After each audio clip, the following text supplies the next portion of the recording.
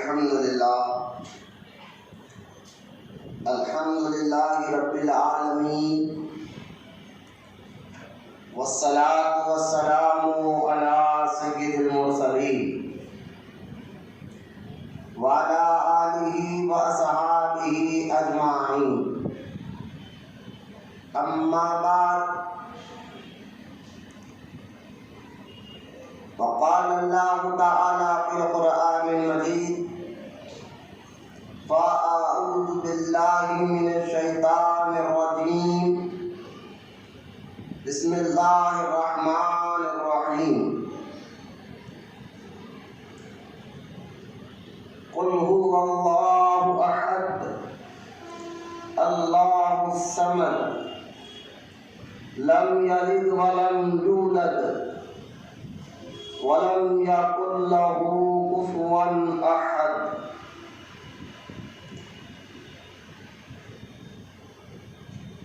أما بعد وقال الله تعالى في شان حبيبه الكريم إن الله وملائكته يصلون على النبي يا أيها الذين آمنوا صلوا عليه وسلموا تسليما اللهم صل على سيدنا مولانا اللهم صل على سيدنا مولانا محمد معدن الجود والكرم وعلى آله وبارك وسلم صلاة وسلاما عليك يا رسول الله صلى الله تعالى عليه وآله وصحبه وسلم اما بعد ہر تعریف اور بڑائی صرف اللہ تعالی کے لیے ہے جو سارے جہان کا مالک ہے، مختار ہے اور جو سارے جہان کا پالنہار ہے۔ میں اس بات کی گواہی دیتا ہوں کہ اللہ تعالی کے سوا کوئی عبادت کے لائق نہیں، وہ ایک ہے، اس کا کوئی ساتھی اور شریک نہیں۔ اور میں اس بات کی بھی گواہی دیتا ہوں کہ آپ کے ہمارے پیارے آقا اور مولا حضور پر نور رحمت عالم نور مجسم حضرت سیدنا محمد مصطفیٰ احمد مجتبی صلی اللہ علیہ وآلہ وصحبہ وسلم اللہ تعالیٰ کے آخری رسول اور اس کے برگزیدہ بندے ہیں۔ اللہ تعالیٰ حضور اکرم نور مجسم رحمت عالم صلی اللہ علیہ وسلم پر، اہل بیت، صحابہ اکرام، تابعین اور تبع تابعین، اولیاء امت پر قیامت تک بکثرت رحمتیں اور برکتیں نازل فرماتا رہے۔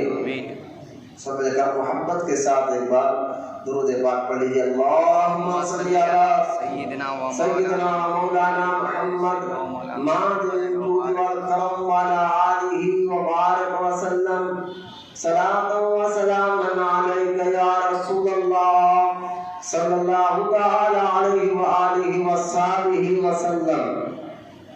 معزز سامعین، نوجوان ساتھیوں، السلام علیکم ورحمۃ اللہ وبرکاتہ۔ وعلیکم السلام ورحمۃ اللہ وبرکاتہ۔ آج انشاءاللہ تعالی عقیدہ توحید، ایک مسلمان جو کی بنیاد ہے، ایمان کی بنیاد ہے۔ توحید کس کو کہتے ہیں، توحید کا معنی کیا ہے، اور شرک کس کو کہتے ہیں، شرک کا مطلب اور مفہوم کیا ہے، اس پر انشاءاللہ تعالی ہم اور آپ آج کچھ اہم باتیں قرآن حدیث کی روشنی میں سمجھیں گے۔ میں دعا کرتا ہوں اللہ تعالیٰ سے کہ اللہ تعالیٰ تمام کو کہنے سننے سے زیادہ عمل کی بھی توفیق عطا فرمائے، اور سمجھ کر دوسروں کو بھی سمجھانے کی توفیق عطا فرمائے۔ آمین۔ قبل اس کے کہ میں اپنا یہ عقیدہ توحید پر کچھ آپ کے سامنے اہم باتیں بیان کروں، دستور ہے، طریقہ ہے کہ سب سے پہلے آپ کے سامنے درود پاک کے متعلق کچھ اہم باتیں آپ کو سمجھاتا چلوں، تاکہ آپ کو پتہ چلے کہ درود کے کتنے فائدے ہیں پڑھنے سے اللہ تعالیٰ مشکلوں مصیبتوں کو دور فرماتا ہے۔ آمین۔ حدیث مبارکہ میں حضور اکرم نور مجسم علیہ السلام نے ارشاد فرمایا کہ جو ایک مرتبہ درود پڑھتا ہے اللہ تعالیٰ اس کے 10 گناہوں کو معاف فرما دیتا ہے اور اس کے نام اعمال میں 10 نیکیاں لکھنے کا فرشتوں کو حکم عطا فرماتا ہے اور اس کے 10 درجات کو بلند کر دیتا ہے۔ تو لہذا ایک واقعہ جو فیضان سنت کی کتاب میں لکھا ہوا ہے، تھوڑا اس کو غور سے آپ سنیں۔ نجران عراق کا ایک علاقہ ہے نجران، وہاں پر ایک امیر آدمی رہا کرتا تھا، جس کے بعد بہت زیادہ اللہ تعالیٰ نے دولت عطا فرمائی تھی۔ ساتھ ہی ساتھ اس آدمی کے پاس حضور صلی اللہ علیہ وسلم کے منہ مبارک تھے۔ منہ مبارک یعنی سرکار مدینہ علیہ السلام کے داڑھی مبارک کے بال کو کہتے ہیں۔ منہ مبارک کے 3 بال اس آدمی کے پاس تھے۔ اس آدمی کا جب انتقال ہوا تو اس کے 2 بیٹے تھے، ان دونوں بیٹوں نے جو ہے آدھی دولت آپس میں تقسیم کر لی، بانٹ لی۔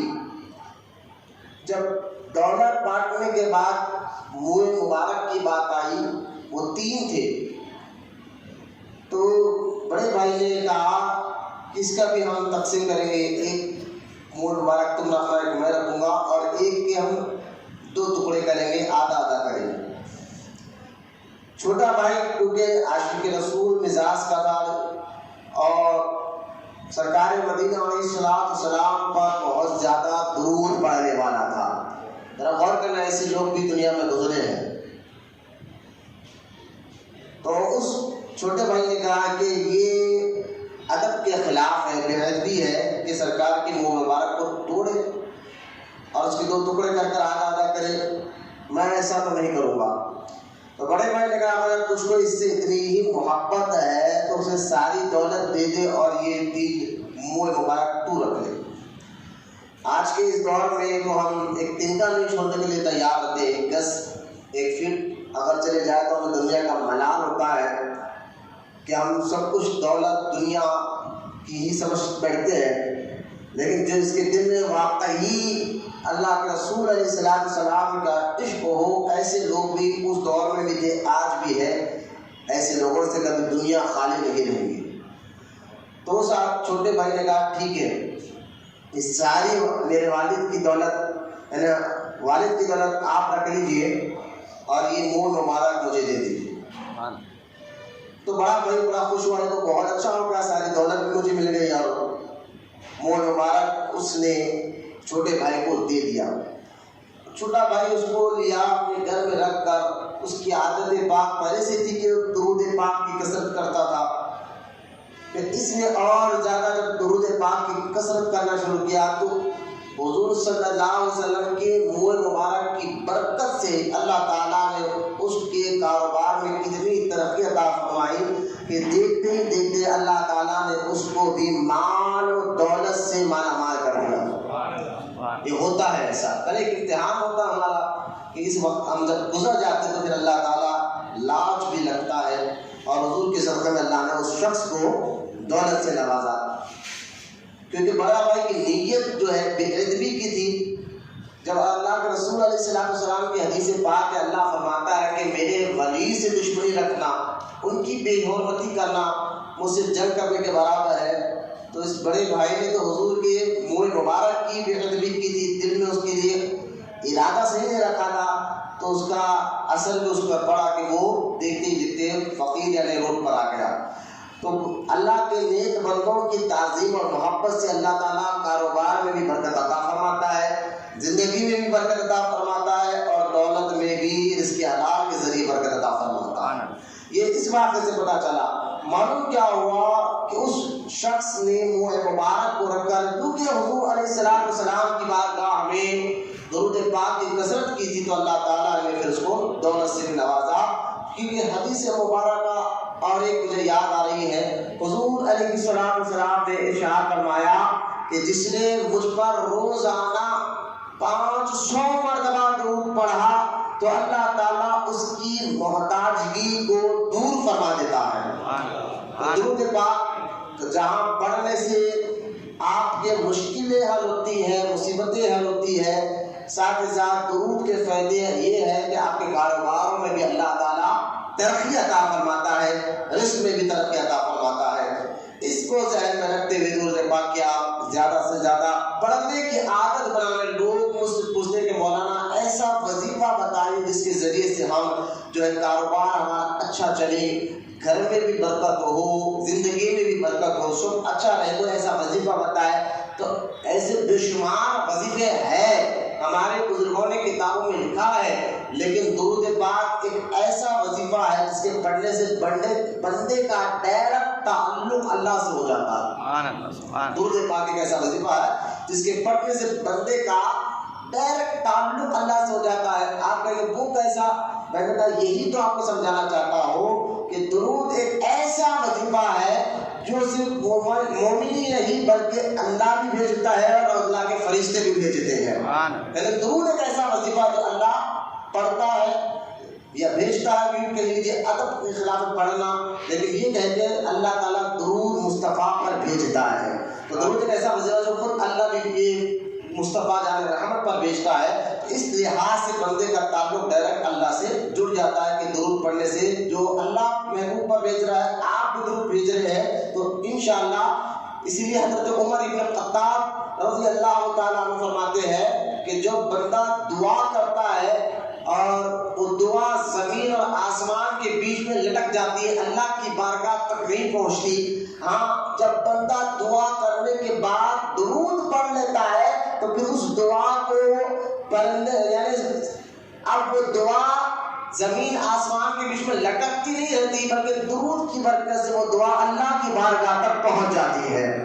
یعنی اللہ کی بارگاہ تک پہنچنے کا مطلب یہ ہے کہ درود پاک پڑھنے سے اللہ تعالیٰ ان دعاؤں کو قبول فرماتا ہے۔ اس لیے اکثر آپ نے دیکھا ہوگا مسجد میں امام صاحب جب سلام پھیرنے کے بعد دعا کراتے تو سب سے پہلے درود پڑھتے ہیں، اللہ کی تعریف کرنے کے بعد الحمدللہ کہنے کے بعد درود پڑھتے ہیں۔ اس کا مقصد حکمت اس میں یہی ہے کہ اس درود پڑھنے سے آگے جو ہم دعا کریں وہ دعا اللہ کی بارگاہ تک پہنچ جائے، یہ حدیث پاک سے ثابت ہے۔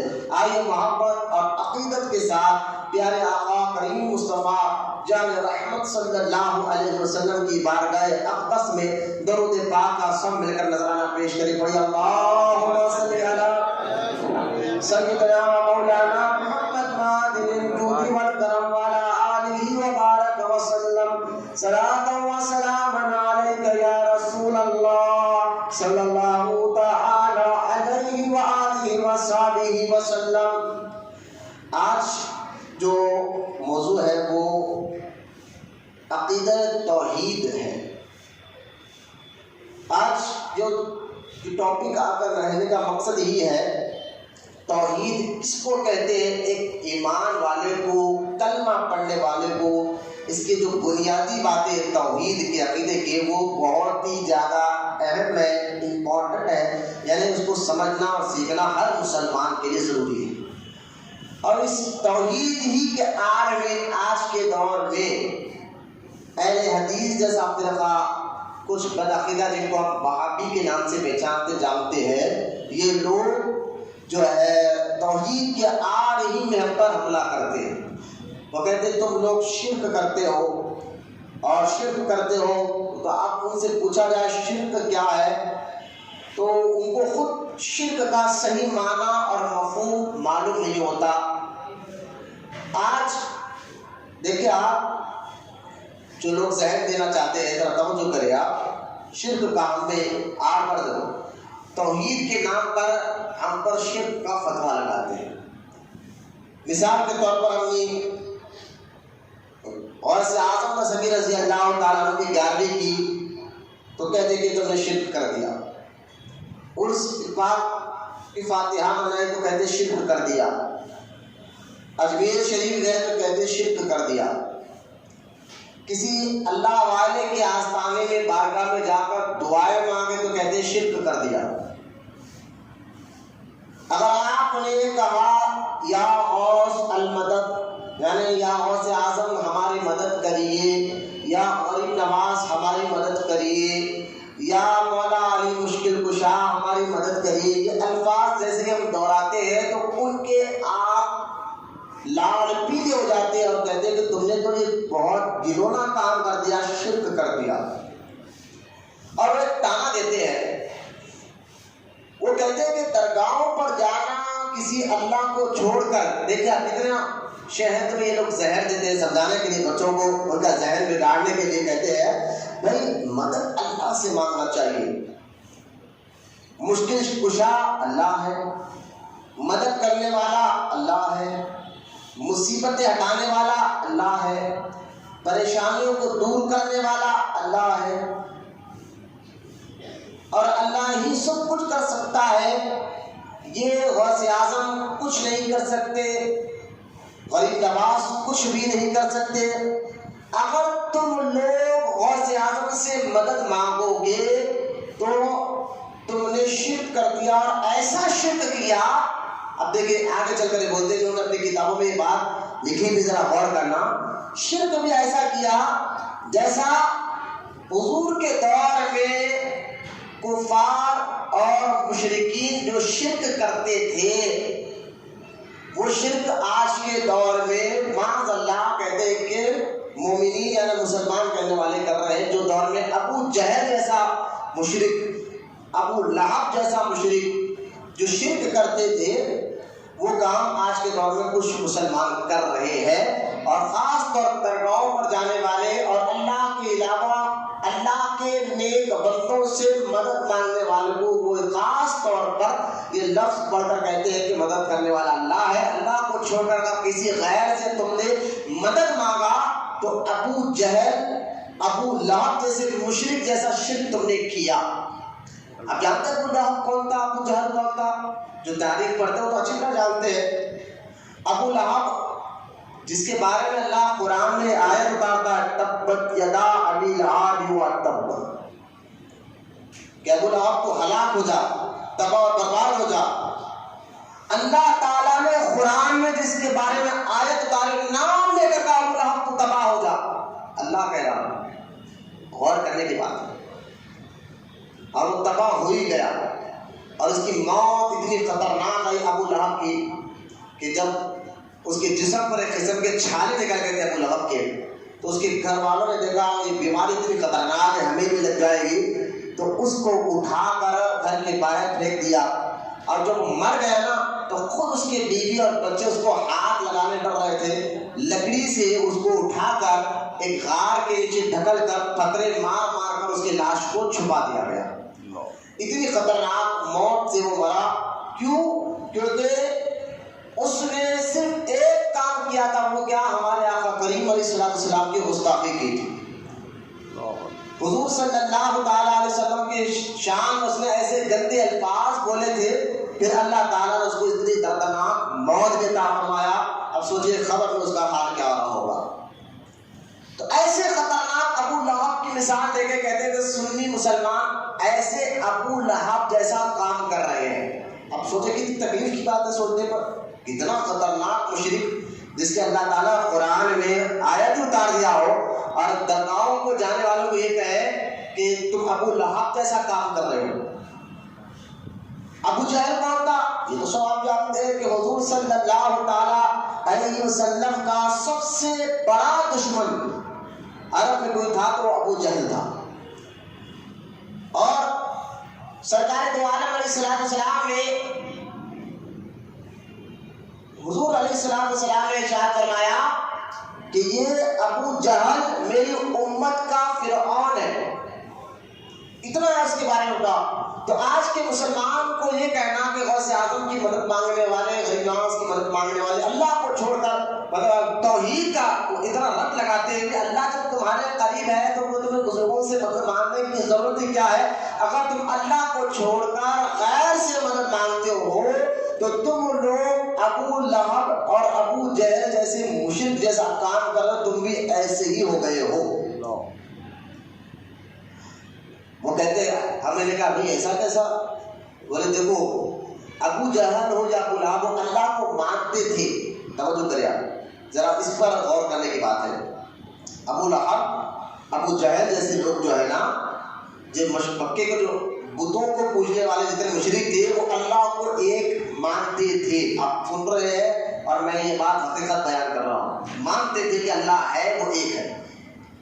ان کا عقیدہ دیکھیں آپ، وہ مانتے تھے اس بات کو کہ مشرکین اللہ ہے اور وہ ایک ہے، ساری کائنات کو بنانے والا اللہ ہی ہے، یہ بات مانتے تھے مشرک۔ پھر ان کا شرک کیا تھا؟ ان کا شرک یہ تھا کہ وہ کہتے تھے کہ ہاں اللہ تو ہے، ایک ہے، زمین آسمان کائنات کو بنانے والا ایک ہی ہے، وہ ہے اللہ۔ لیکن اب آپ دیکھیے، لیکن ابو جہل اور ان کا شرک یہ تھا، وہ کہتے تھے اللہ تو ہے لیکن ایک ہے، لیکن اللہ تعالیٰ اب تھک گیا ہے، معاذ اللہ، اور اللہ تعالیٰ سے بات، اللہ تعالیٰ اب تھک گیا ہے اپنی ساری خدائی اب اللہ تعالیٰ نے ان پتھر کی بنائی ہوئی مورتیوں کو دے دیا۔ اب جو ہے یہ مورتیاں ہی مدد کرتے ہیں اور انہی کو راضی کر لو، ان مورتیوں کو منا لو تو اللہ بھی مان جاتا ہے، ان مورتیوں کو راضی کر لو تو اللہ بھی راضی ہو جاتا ہے۔ تو لہٰذا ان بتوں کو وہ لوگ وسیلہ نہیں لیتے تھے، وہ لوگ بتوں کی عبادت کرتے تھے۔ ذہن میں رکھیے، وہ وسیلہ نہیں لے، وہ کہتے تھے کہ اب خدا تھک گیا، ساری طاقت ان بتوں کو دے دیا ہے، تو وہ بتوں کی عبادت کرتے تھے، وسیلہ ذریعہ نہیں مانتے تھے، کہتے تھے اب ان کی عبادت کرو، یہ ان کی عبادت کراؤ گے تو اللہ بھی راضی ہو جائے گا، کائنات بنانے والا بھی راضی ہو جائے گا۔ لہٰذا وہ بتوں کو وسیلہ یا ذریعہ نہیں مانتے تھے، ان کی عبادت کرتے تھے۔ اور سنی اللہ والوں کی ذریعہ مانتا ہے، وسیلہ مانتا ہے، اللہ کے علاوہ کسی اور کی عبادت نہیں کرتا۔ یہ فرق ہے ہمارے عقیدے اور ان کے عقیدے میں۔ ہم سنیوں کا عقیدہ کیا ہے؟ آپ کیا غوث اعظم کو آپ کسی بچے سے پوچھو کیا غوث اعظم خدا ہے؟ تو کوئی کہتا نہیں۔ غریب نواز بولے نہیں، یا بندہ نواز کہے اللہ والے، تو آپ کہتے ہیں مولانا ایسی بات کر رہے ہو، جو ساری کائنات میں سب سے افضل ہمارے نبی ہے، ہم ہمارے نبی کو عبدہ و رسولہ کہتے ہیں، ان کے بندے کہتے ہیں۔ جب ہمارے نبی کو خدا نہیں سمجھتے تو ولی کو کیا سمجھیں گے؟ یہ سنیوں کا عقیدہ، خدا نہیں سمجھ۔ پھر یہ تانا ہمیں کیوں دیا جاتا ہے کہ تم لوگ مشرک کے جو ہے ابو جہل جیسے مشرک کا یہ کام بھی کیا ہوا؟ آپ جانتے میں بتاتا ہوں۔ دیکھیے اگر آپ تاریخ حجاز کی تاریخ پڑھیں گے، جس کو عرب مکہ مدینہ کہا جاتا ہے، لوگ کہتے ہیں بھائی مکہ مدینہ میں سارے کام نہیں ہوتے جو آج سنی کر رہا ہے، میلاد کرنا، عرس کرنا، فاتحہ دلانا، یہ سارے کام جہاں سے اسلام پھیلا ہے وہاں نہیں ہوتے تھے۔ تو یہ بھی بہت خطرناک آج کے اس دور میں نوجوان بچوں کو بھٹکایا جا رہا ہے، ورنہ یہ سارے کام صحابہ کے دور سے، تابعین کے دور سے اور عرب سے ہی چل کر ساری دنیا میں آئے ہیں۔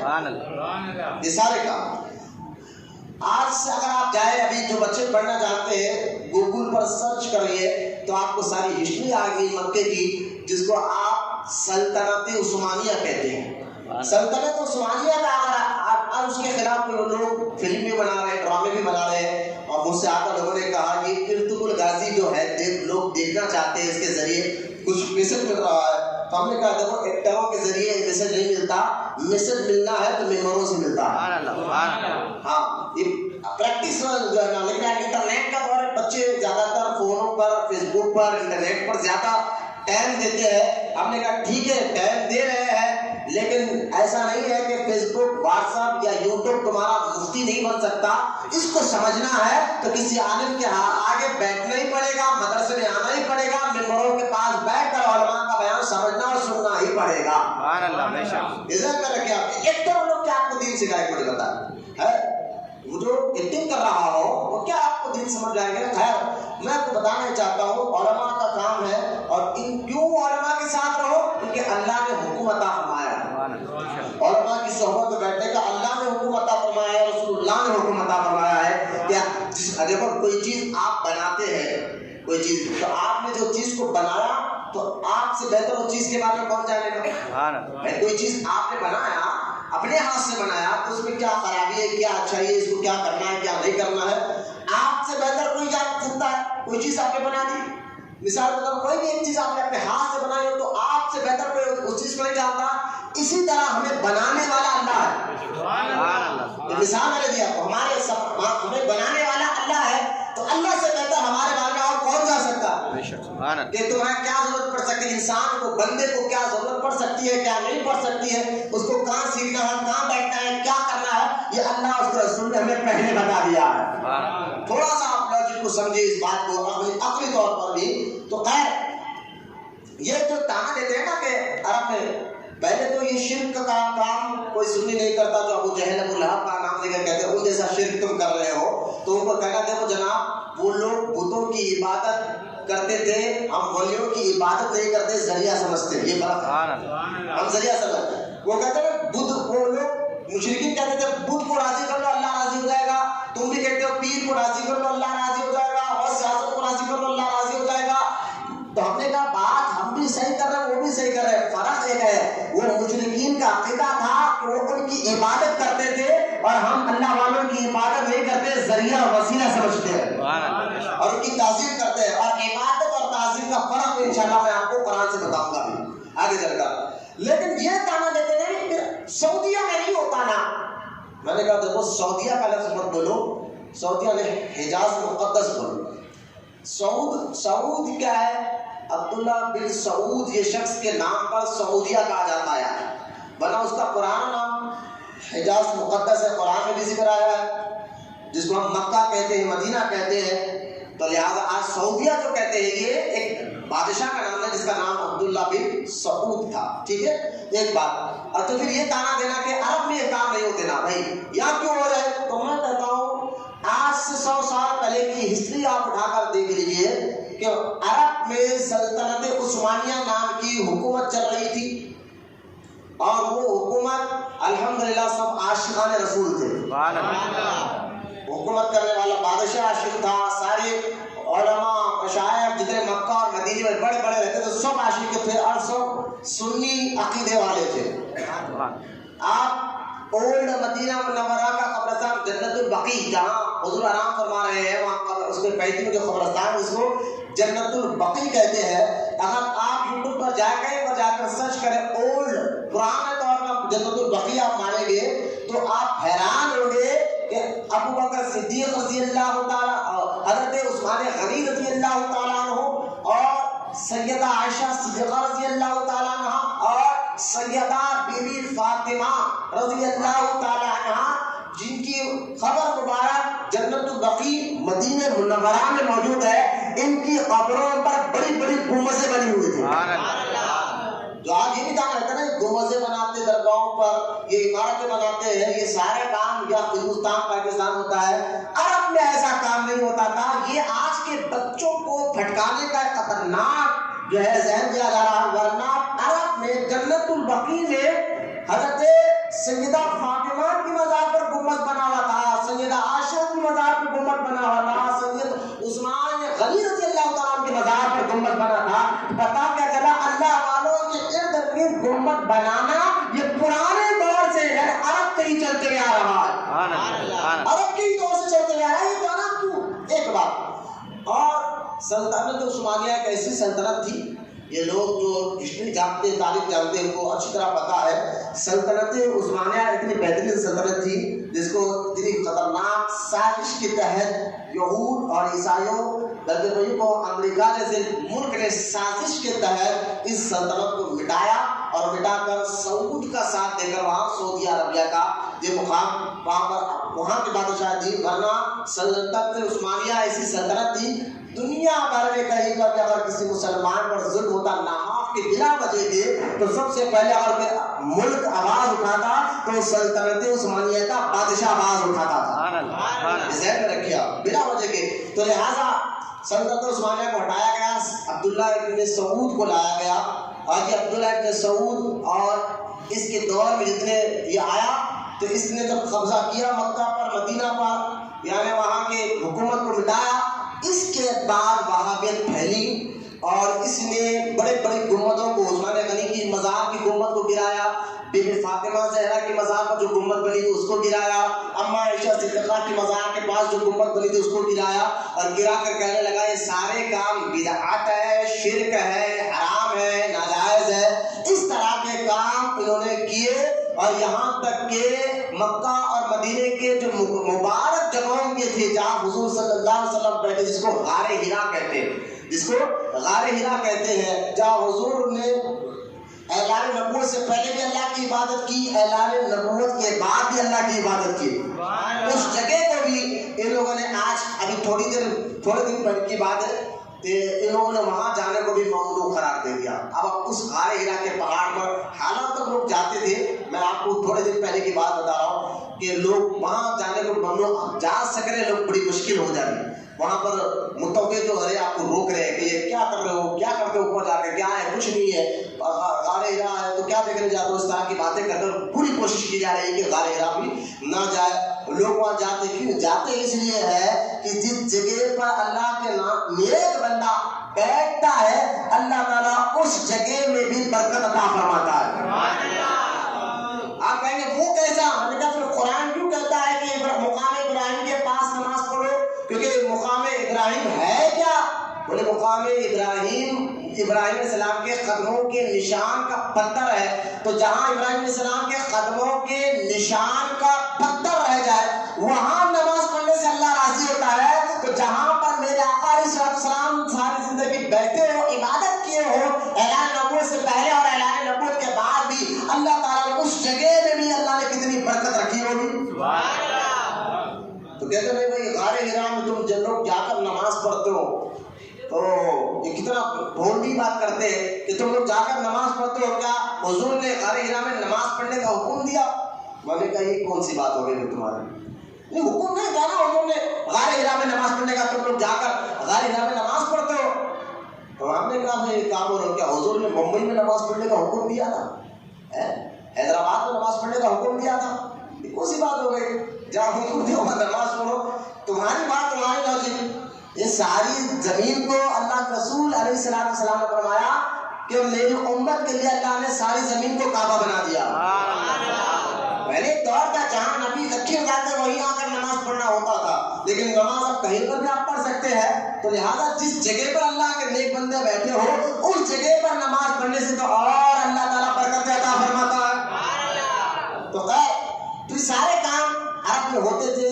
خود سلطنت عثمانیہ کے دور میں کعبۃ اللہ سے 12 ربیع کے دن نماز فجر کے بعد بہت بڑا جلوس میلاد کا کعبے سے اس گھر تک جاتا تھا جس گھر میں ہمارے نبی پیدا ہوئے تھا، روس تھا، یہ سالوں سال چلتے رہا، میلاد کا جلوس نکلتا تھا، فاتحہ ہوتی تھی اور کعبے کے سامنے سلام پڑھا جاتا تھا، جہاں حضور پیدا اس جگہ پر سلام پڑھا جاتا تھا۔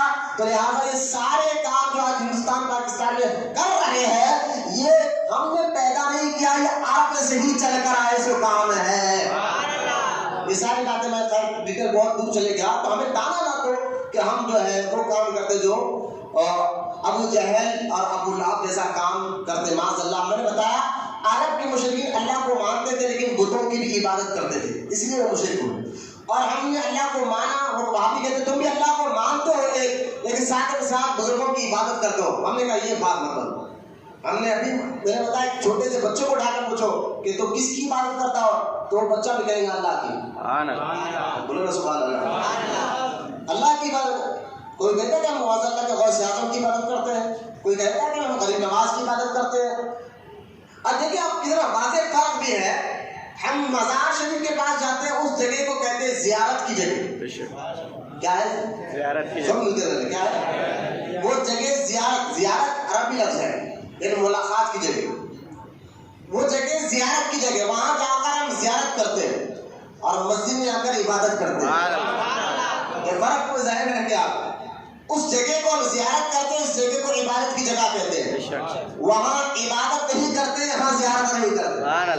ہم کو معلوم ہے کہاں زیارت کرنا ہے اور کہاں عبادت کرنا ہے.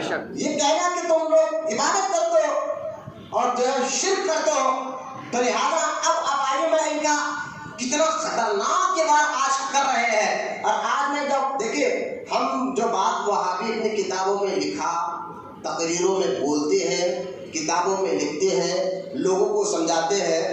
جب تم لکھتے ہو، بولتے ہو، لوگوں کو سمجھاتے ہو تو لوگ کوئی نہیں کہتے کہ یہ دہشت کی بات ہے، لڑائی کی بات ہے. لیکن جب ہم سنی عالم اس کو سمجھاتے ہیں لوگوں کو تو لوگ کہتے ہیں یار یہ تو سنی عالم ہمیشہ لڑانے کی بات کرتے ہیں. میں نے کہا یہ کون سی بات؟ ذرا آپ غور کریں. تم کتاب لکھو، اپنی تقریروں میں بے تکے باتیں بولو تو کچھ نہیں، اور سنی عالم تمہاری بات کو جو تم نے کتابوں میں لکھا پکڑ کر لوگوں کو بتا تو کہتے ہو تم لڑا رہے ہو. یہ تو وہی بات ہو گئی کہ ایک چور نے چوری کرتے کرتے پکڑا گیا، ثبوت مل گئے اور FIR اس کے نام کی کٹ گئی کہ ثبوت کے طور پر اس نے چوری کی، مرڈر کیا، قتل کیا، ثبوت یہ سب مل گئے، FIR کٹ گئی. اب چور خود پکارے دیکھو مجھے چور بول دیا، چور بول دیا. یہی بات ہوگی تمہارا وہابیوں کی. ارے بھائی تم جو کام کرتے ہو تو ہم تمہیں وہ کام بتاتے ہیں. تم کتابیں لکھتے ہو، تم لوگوں کو سمجھانا چاہتے ہو، تو ہم بھی تو اپنے عوام کو بتائیں گے کہ یہ کتنا خطرناک بات کر رہے ہیں تمہارے عقیدے پر، تمہارے ایمان پر. تو توحید کے نام پر شرک کا فتویٰ لگا کر ہمارا ایمان لوٹا جا رہا ہے.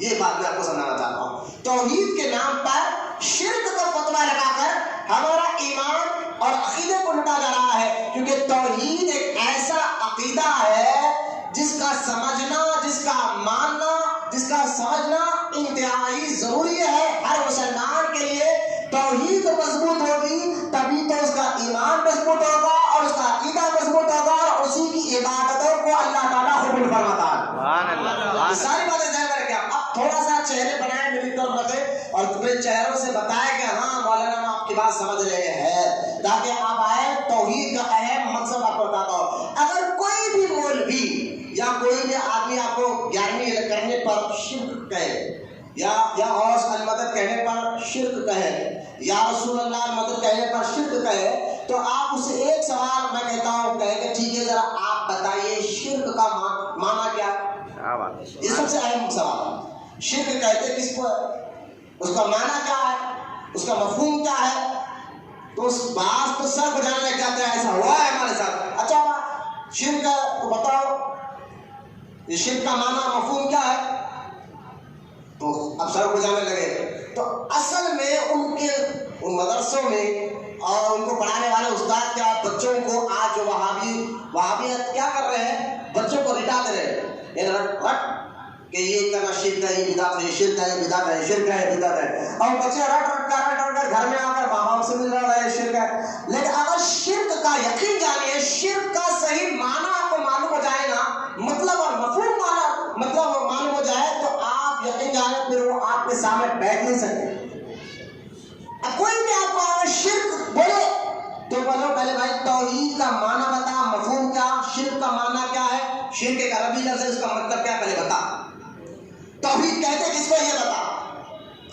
اور توحید کو اگر آپ سمجھ جائیں گے تو آپ اتنے خوش ہو جائیں گے کہ الحمدللہ کوئی بھی سنی عالم تو دور کی بات، ایک عام مسلمان کی دور کی بات ہے کہ ایک عام مسلمان جس کو علم نہیں ہے پھر بھی وہ ہم نے جب دیکھا توحید کا معنی وہ سمجھ آیا تو اس کو اس معنی کے تحت عام مسلمان بھی الحمدللہ کبھی شرک نہیں کرتا.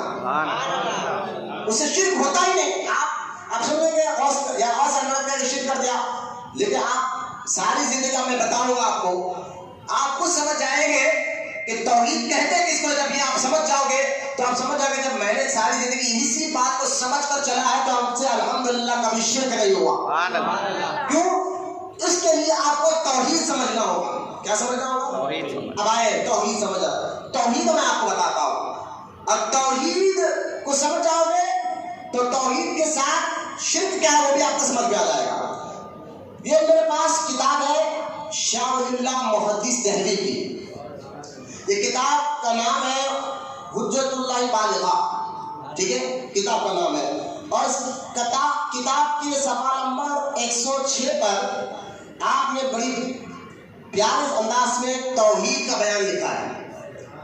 اور میں یہ کتاب کیوں بتا رہا ہوں، بچوں ذرا غور سے سنیں، یہ کتاب کا حوالہ کیوں دے رہا ہوں؟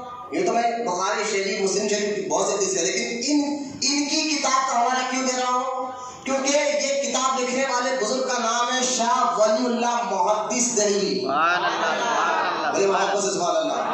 ان کی مزار اگر آپ دلی جائیں گے اور دلی میں آپ نظام الدین اولیاء کی درگاہ کے پاس ٹھہر کر وہاں کسی آٹو والے کو بھی کہیں گے نا کہ اس قبرستان میں لے کے جاؤ جہاں پٹھانوں کی مزار ہے، تو آپ کو یہاں حضرت کی مزار بھی مل جائیں گے۔ کیوں؟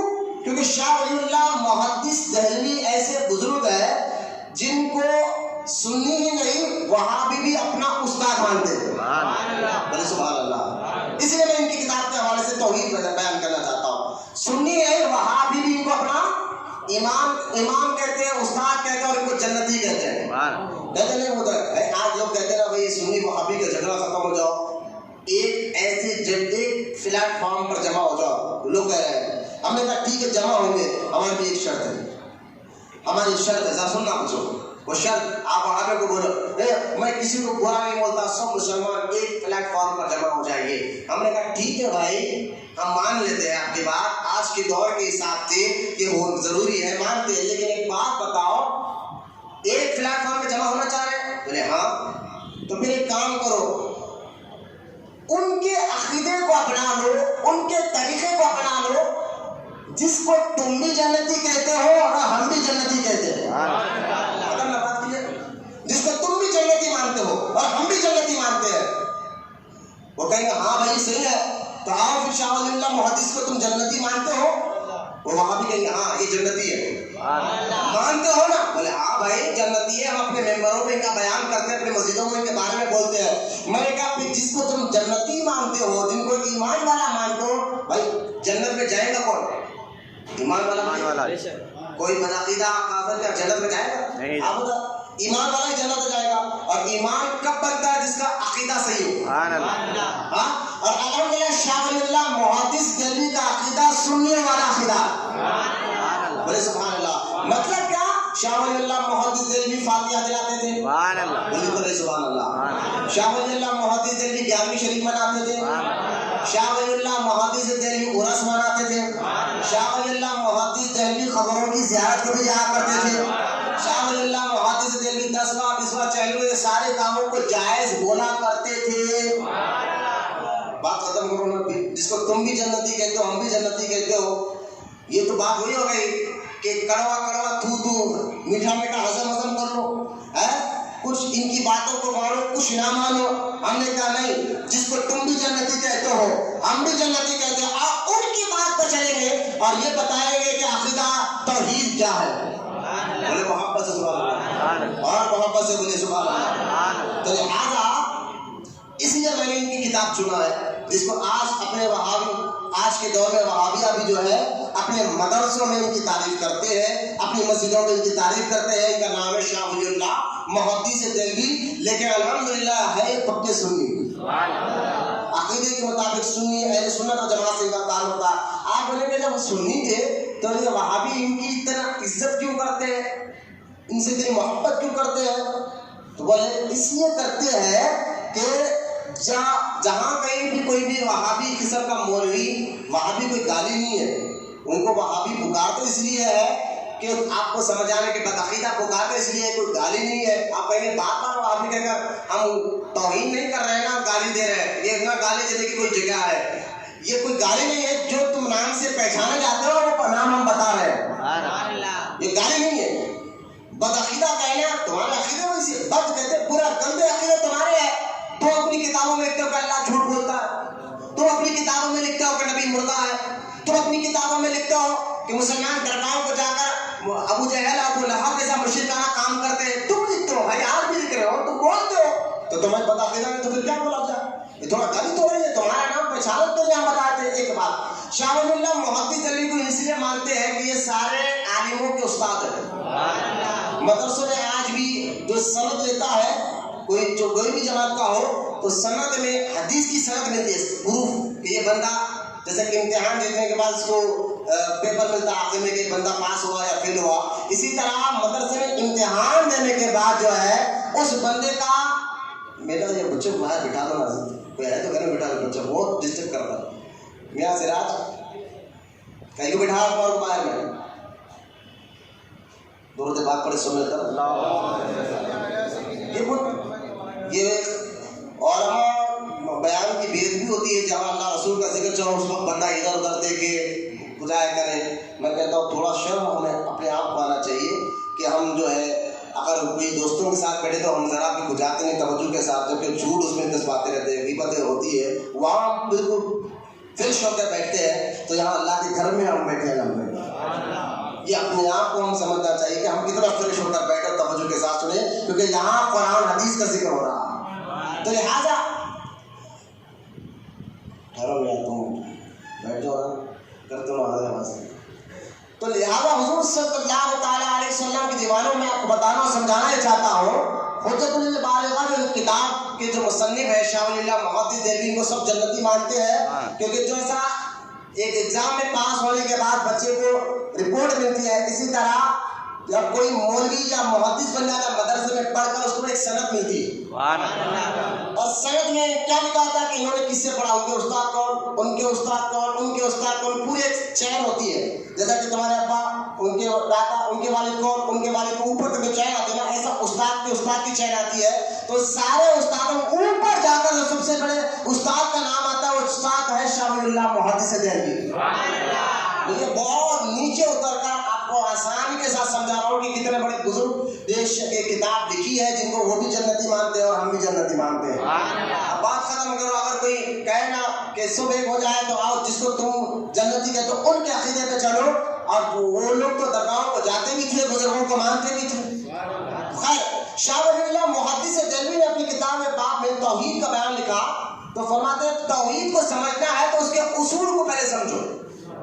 بولے محبت سے آسان کر کر آپ بیان فرماتے ہیں توحید کے چند اقسام ہیں، چند اصول ہیں، جو ان اصول کے تحت توحید سمجھے گا اسی کا ایمان مضبوط ہوگا.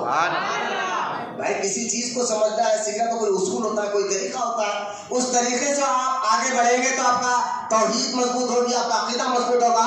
اسی طرح توحید سمجھنا ہے تو آپ کو کچھ اصول سمجھنا ہوگا، وہ اصول آپ سمجھ گئے، وہ طریقہ آپ اگر سمجھ جائے تو آپ کی توحید مضبوط ہو گئی.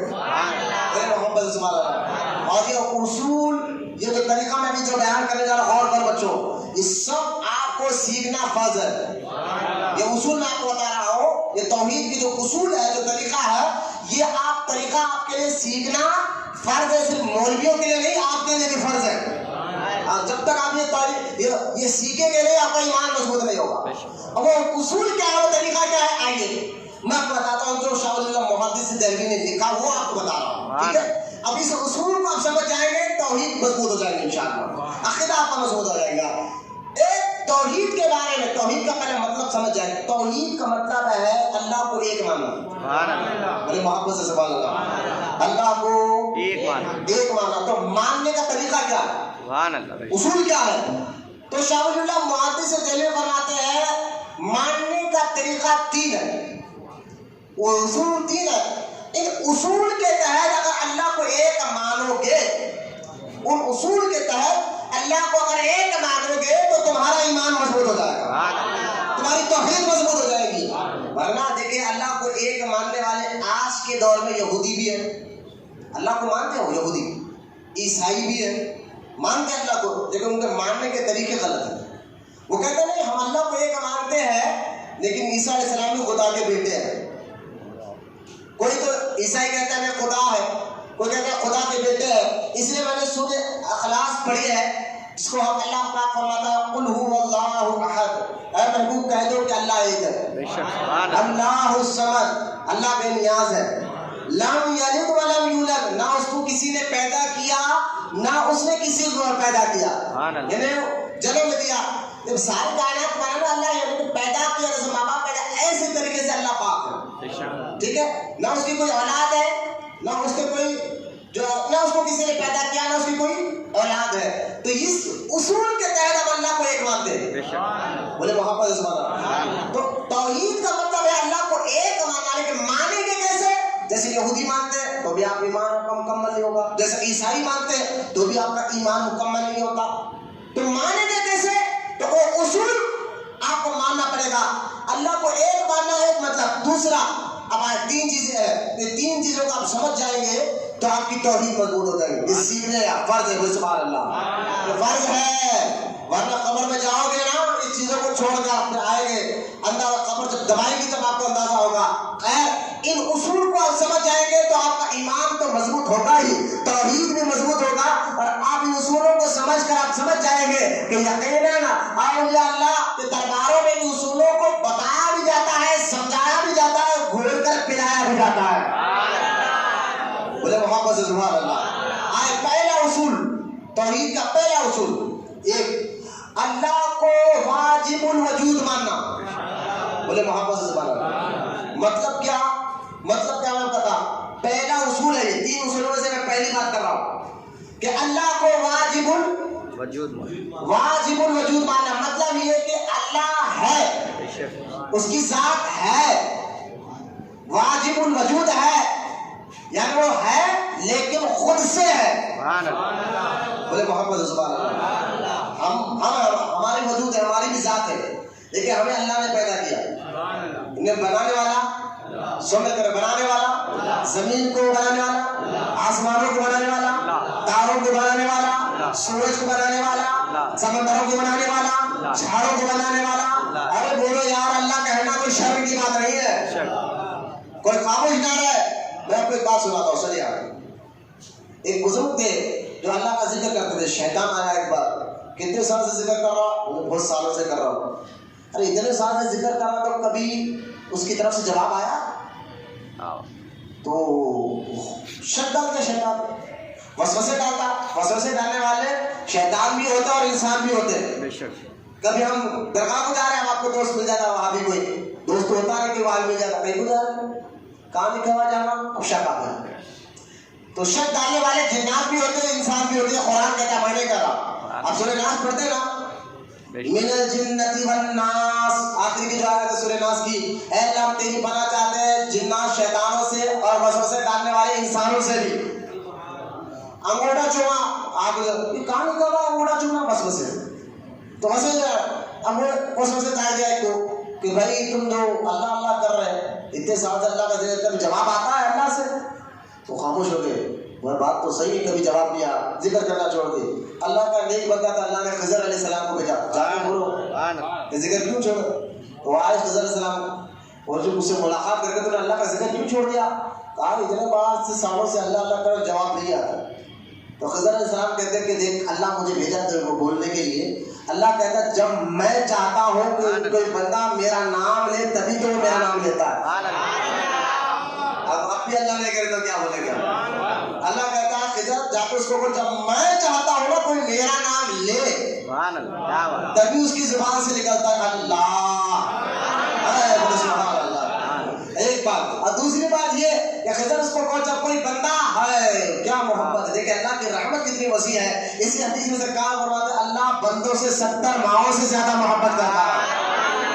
سمجھانے کے لیے سرکار نے فرمایا تھا. لیکن سنیں آپ، خضر علیہ السلام کو اللہ کہتا ہے اس کو کہو کہ جب میں چاہتا ہوں کوئی میرا نام لے تبھی بندہ میرا نام لیتا ہے. ایک تو یہ، دوسرا یہ کہ جب کوئی بندہ مجھے ایک بار اللہ کہتا ہے تو 99 بار لبیک میرے بندے میں ہوں تیرے پاس، میں یہ جواب دیتا ہوں. بولے محبت سے سبحان اللہ. یہ اور بات اس کو سمجھ مل جاتا، لیکن اللہ چاہا کوئی نام آتا. اب آپ کوئی خاموش رہیں گے، سب مل کر بولیں گے بتائیں زمین بنانے والا، کائنات بنانے والا، سارے زمین و آسمان کو بنانے والا، چاروں سورج تاروں کو بنانے والا، مشرق کو مغرب کو بنانے والا، سارے نبیوں کو بنانے والا، سارے رسولوں کو بنانے والا، سارے ولیوں کو بنانے والا. لیکن اللہ کو بنانے والا کوئی نہیں. اس کو کہتے ہیں واجب الوجود. اللہ ہے اور خود سے ہے. بے شک. واقعی سبحان اللہ. یہ توحید کی بنیادی اصولوں میں سے ایک اصول سمجھا رہا ہوں میں آپ کو. 3 اصول میں آپ کو بتاؤں گا. یہ تینوں اصولوں کو جو سنی سمجھ جائے گا کبھی اس کو شرک ہوتا ہی نہیں. اسے مجھے بتائے اللہ ہے اور خود سے ہے. بے شک. اللہ ہے خود سے ہے. خود سے ہے. اللہ کسی نے پیدا نہیں کیا. اب مجھے بتائیے یہ سنیوں کا عقیدہ ہے کہ اللہ ہے اور خود سے وہ واجب الوجود ہے. واجب الوجود ہے. اس نے ساری کائنات کو بنایا. اگر کسی نے کسی کے بارے میں کہا کہ یہ بھی ہے خود سے، جیسا کہ زمین کے بارے میں کہا، آسمان کے بارے میں، یہ خود سے ہے، تو یہ ہو گیا شرک فی الذات. خود سے کوئی چیز نہیں ہے. خود سے اگر کوئی چیز ہے تو وہ اللہ کی ذات ہے. اور باقی ساری چیزوں کو بنانے والا اللہ. آپ یہی عقیدہ کیا معاذ اللہ آپ غوث اعظم کے بارے میں کہتے ہیں کہ غوث اعظم خود سے اتنے بڑے ولی ہیں؟ نہیں کہتے.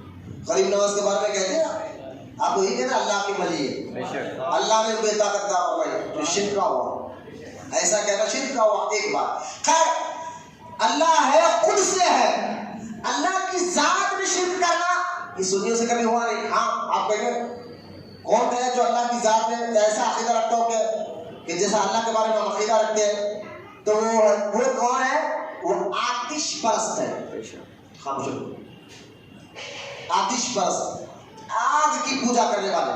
آگ کی پوجا کرنے والوں کا یہی عقیدہ ہے. وہ کہتے ہیں آگ خود سے ہے اس لیے ہم اس کی عبادت کرتے ہیں. ہم سنیوں ہم مسلمانوں کا عقیدہ کہ اگر خود سے کوئی ہے تو وہ کون؟ اللہ. ظاہر ہے کہ یہ توحید کا پہلا اصول. تو لہٰذا آتش پرست ایک یہ الگ قوم ہو گئی جو آگ کی پوجا کہتے ہیں. آگ بھی خود سے ہے، خود سے کوئی چیز نہیں سوائے اللہ کے. اس کو کہتے ہیں اللہ کو واجب الوجود ماننا. بولے وہاں پر سبحان. یہ توحید کا پہلا اصول ہے.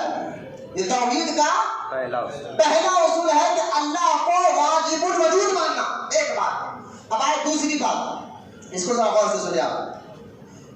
ایک تو آپ سمجھ گئے اللہ کو واجب الوجود ماننا. کوئی جا رہا ہے اب ادھر ذرا تو غور سے سنیں.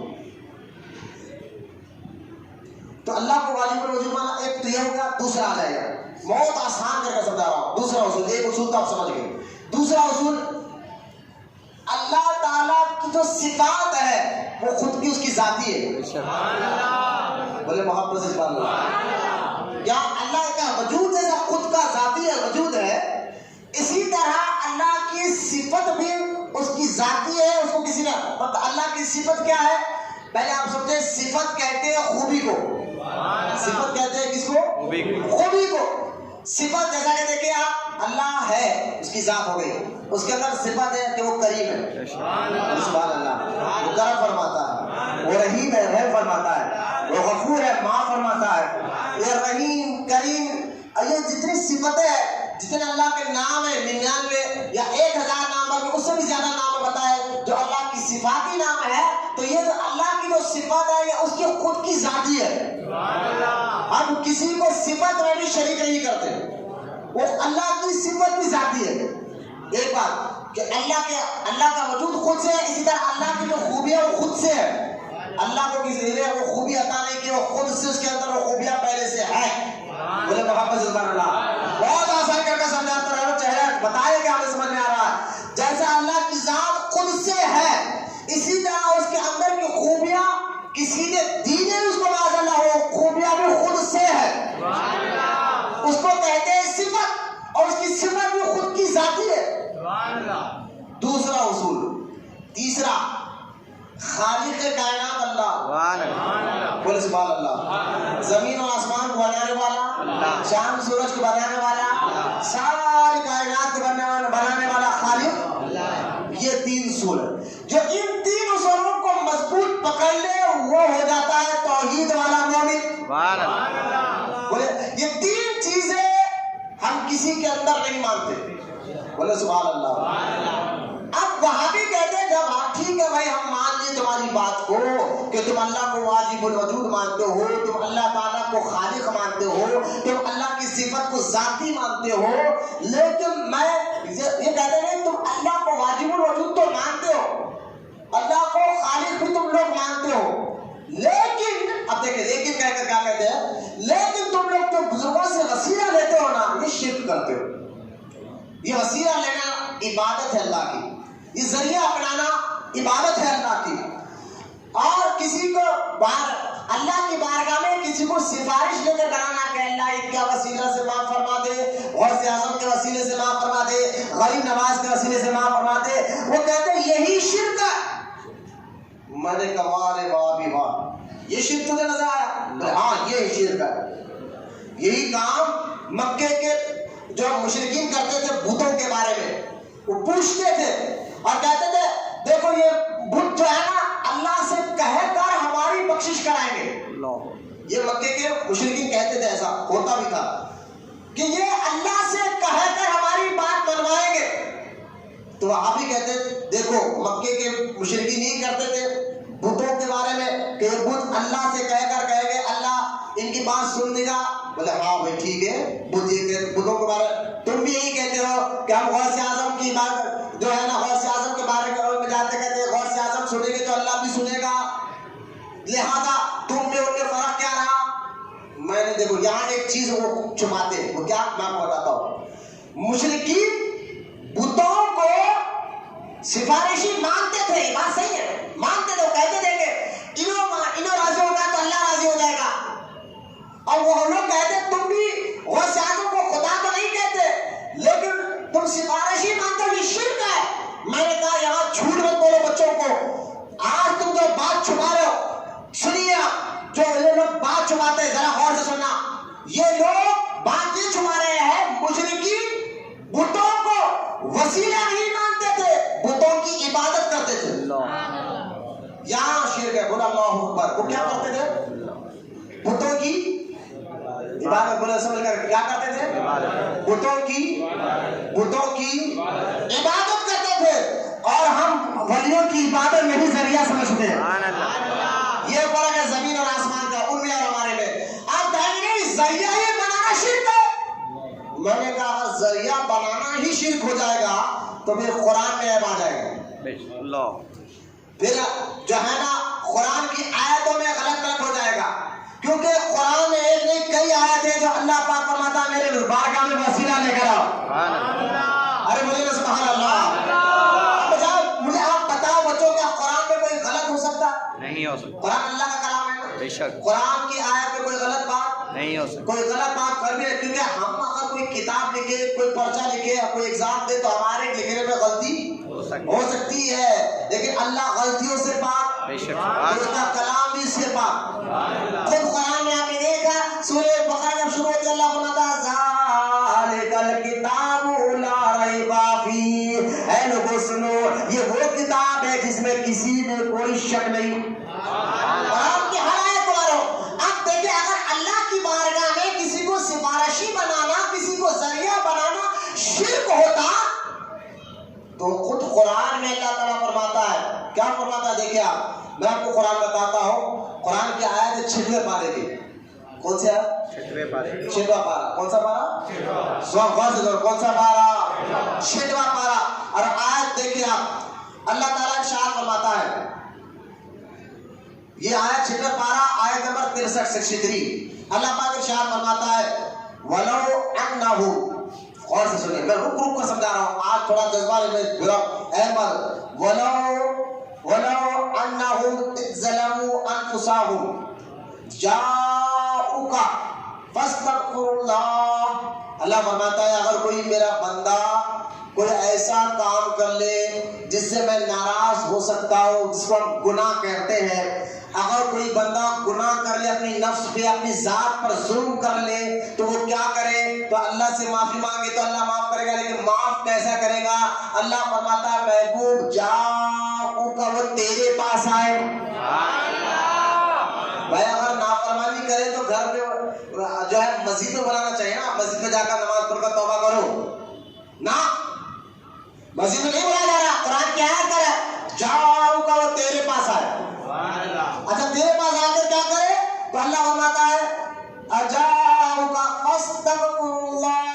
تیرے پاس آ کر پھر مجھ سے دعا کرے اللہ میں نے جو غلطی کی اس سے معافی مانگتا ہوں.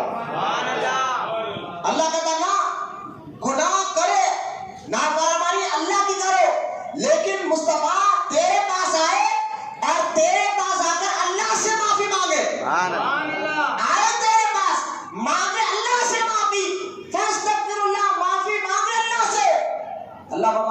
ابھی معاف نہیں کروں گا. سبحان اللہ. ہاں ابھی معاف نہیں کروں گا. میں نے کہا یا اللہ یہ کیا؟ تیرے محبوب کے پاس بھی آئے اور آئے ان کے پاس، اور ان کے پاس آ کر جو ہے ہم معافی اللہ سے مانگ رہے ہیں.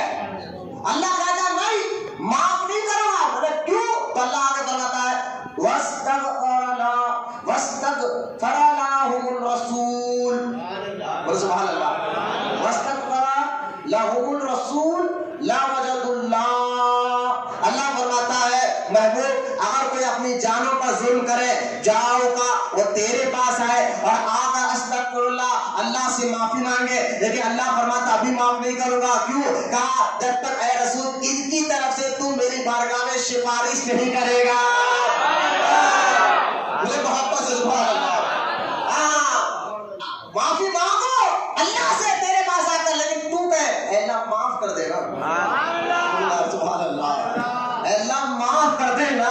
جب مصطفیٰ زبان ہلاتے ہیں تو اللہ فرماتا ہے واللہ غفور رحیم. اللہ فرماتا ہے میں معاف فرمانے والا غفور بھی ہوں رحیم بھی ہوں. اب مجھے بتائے اگر اللہ کی بارگاہ میں کسی کے سفارش پیش کرنا، ذریعہ پیش کرنا ان وہابیوں کے مطابق شرک ہوتا تو یہ بھی قرآن کی آیت میں بھی خرابی آ سکتی ہے، جس میں اللہ خود کہہ رہا ہے محبوب کے پاس آؤ اور ان سے کہو کہ آپ بھی دعا کریں، اور مصطفیٰ جب دعا کرتے ہیں تو اللہ فرماتا اب میں تمہارے گناہ کو معاف کر دیتا ہوں. تو یہاں اس آیت سے مسلمانوں معلوم کیا ہو رہا ہے وسیلہ ذریعہ اللہ کی بارگاہ میں پیش کرنا کوئی عبادت نہیں بلکہ اللہ کا حکم ہے. بولے محبت سے سبحان اللہ. آپ سارے وہابیوں کو بولو اس آیت کا مطلب کیا نکالو؟ کیوں بھٹکاتے بچوں کو؟ کیوں ان کے ذہنوں کو خراب کرنا چاہتے ہو؟ توحید کے آڑ میں تم نبی کی گستاخی کرتے ہو، توحید کے آڑ میں تم ولیوں کی گستاخی کرتے ہو، توحید کے آڑ میں تم اللہ والوں کی شان میں بےتوتے باتیں کرتے رہتے ہو، اور جب ہم ان کے بارے میں بولے تو کہتے ہو کہ ہم لڑانے کی بات کر رہے ہیں، ہم جھگڑے کی بات کر رہے ہیں. اب مجھے بتائیں ہم لڑائی جھگڑے کوئی بات نہیں کر رہے. میں نے آپ کو شاہ ولی اللہ محدث علی کی کتاب سے توحید کے اصول بھی بتائے. سبحان اللہ. بولے سبحان اللہ. اور اس اصول کے تحت ہم کبھی شرک ہو ہی نہیں سکتا نا بھائی. ایک تو اصول میں نے بتا دیا اللہ کو واجب الوجود مانو، خالق اللہ کو مانو، اللہ کی جو صفت ہے اس کو اپنی ذاتی مانو. لیکن وہ کہتے دیکھو بھائی اللہ کی صفت آپ سنے آپ یہاں. اب لوگ کہتے نہیں ٹھیک ہے بھائی ہم آپ کو مشرک تو نہیں کہیں گے لیکن ایک کام تم لوگ کرتے ہو. بولے کیا کام کرتے بھائی؟ بولے تم نبی کا علم غیب مانتے ہو؟ نبی کا علم غیب ہے، غیب کی خبریں نبی بتاتے ہیں. ہم نے کہا دیکھو نبی کا معنی ہی غیب کی خبریں دینا ہے. سبحان اللہ. نبی کو خیال ہے یا ایھا النبی، نبی کا لفظ یہ عربی ہے. عربی ڈکشنری میں آپ جائیے اور جا کر نبی کا معنی دیکھیں، اس کا اردو ترجمہ دیکھیں. نبی کہتے ہی اس کو ہو جو غیب کی خبریں دیتا ہو. بولے نا یہ شرک کر رہے ہو تم. اچھا بولے کیا شرک ہے بھائی؟ بولے یہاں اللہ کی صفت میں تم نبی بولا. بولے کیوں؟ تم نے کہا کہ ابھی غیب کی خبر نبی دیتے ہیں. بولے سبحان اللہ. اللہ آپ کے بتانے سے نبی غیب جانتے ہیں. بولے نہیں شرک ہے. بولے کیوں؟ تو غیب تو صرف اللہ جانتا ہے، اللہ کی صفت ہے. اللہ فرماتا ہے واللہ الذی لا الہ الا هو عالم الغیب والشہادہ. یہ 28واں پارہ سورہ حشر کی آیت پہلے پڑھی ہے نا. واللہ الذی لا الہ الا هو، اللہ وہ ایک ہے اور اس کے علاوہ کوئی عبادت کے لائق نہیں ہے. عالم الغیب والشہادہ، اور اللہ ہر غیب کی خبر رکھنے والا ہے. سبحان اللہ. محمد سبحان اللہ. اب یہ مولوی صاحب بولے دیکھو اللہ غیب کی خبر رکھتا ہے. بولے ہاں بھائی رکھتا ہے. بولے ٹھیک ہے رکھتا ہے نا. بولے ہاں رکھتا ہے. تو پھر تم غیب کی خبر نبی کے لیے بھی مانگتے ہو، اللہ کے لیے بھی مانگتے ہو کہ اللہ غیب کی بات جانتا ہے، اور نبی کے لیے بھی کہہ رہے ہو. پہلے آپ یہ دیکھیے غیب کہتے کس کو ہے، ذرا میں آپ کو اس کو سمجھاتا ہوں. غیب ایک ایسی چیز ہوتی ہے، ذرا سنو بچوں، غیب ایک ایسی غیب کی خبر ایک ایسی چیز ہوتی ہے جو کسی ذریعے سے نہیں معلوم ہوتی بلکہ اللہ کے بتانے سے ہی معلوم ہوتی ہے. مثال کے طور پر کوئی چیز ہے وہ سخت ہے نرم ہے یہ آپ کو معلوم کیسے ہوگا؟ کیسے معلوم ہوگا؟ ہاتھ چھینے سے نا تو ایک چھینا ذریعہ ہو گیا. ہاتھ لگاؤ گے تو آپ کو معلوم ہوگا کہ سخت ہے یا نرم ہے. کوئی ذریعہ یہ ہاتھ لگا کر کوئی چیز کی خوشبو کیسی ہے بدبو ہے یا خوشبو اچھی ہے یہ معلوم کیسا ہوگا؟ ناک سے. کس کے ذریعے؟ ناک کے ذریعے. ٹھیک ہے. اور کوئی چیز خوبصورت ہے یا بدصورت ہے یہ معلوم کیسا ہوگا؟ آنکھ کے ذریعے سے. اور کوئی شخص کی آواز اچھی ہے یا خراب ہے معلوم کیسا ہوگا؟ کان کے ذریعے سے ہے. اب کوئی چیز ہم جا کر جو ہے نا قدموں کے ذریعے کوئی ہاتھ بلکہ جوتا پہنتے ہو چپل پہنتے ہو یہ نرم ہے یا سخت ہے معلوم کیسا ہوگا؟ میں آسان کر کے سمجھا رہا ہوں ہے نا. لیکن غیب ایسی چیز ہے نہ تم ہاتھ کے ذریعے سے معلوم کر سکتے ہو نہ آنکھ کے ذریعے سے معلوم کر سکتے ہو نہ ناک کے ذریعے سے معلوم کر سکتے ہو نہ کان کے ذریعے سے معلوم کر سکتے ہو نہ پیروں کے ذریعے سے معلوم کر سکتے ہو. کہے کہ مولانا پھر معلوم کیسے ہوگا؟ ھذا من فضل ربی اللہ کے بتانے سے ہی معلوم ہوگا. اس کو کہتے ہیں غیب کی بات. اور اس کو کیا کہتے ہیں؟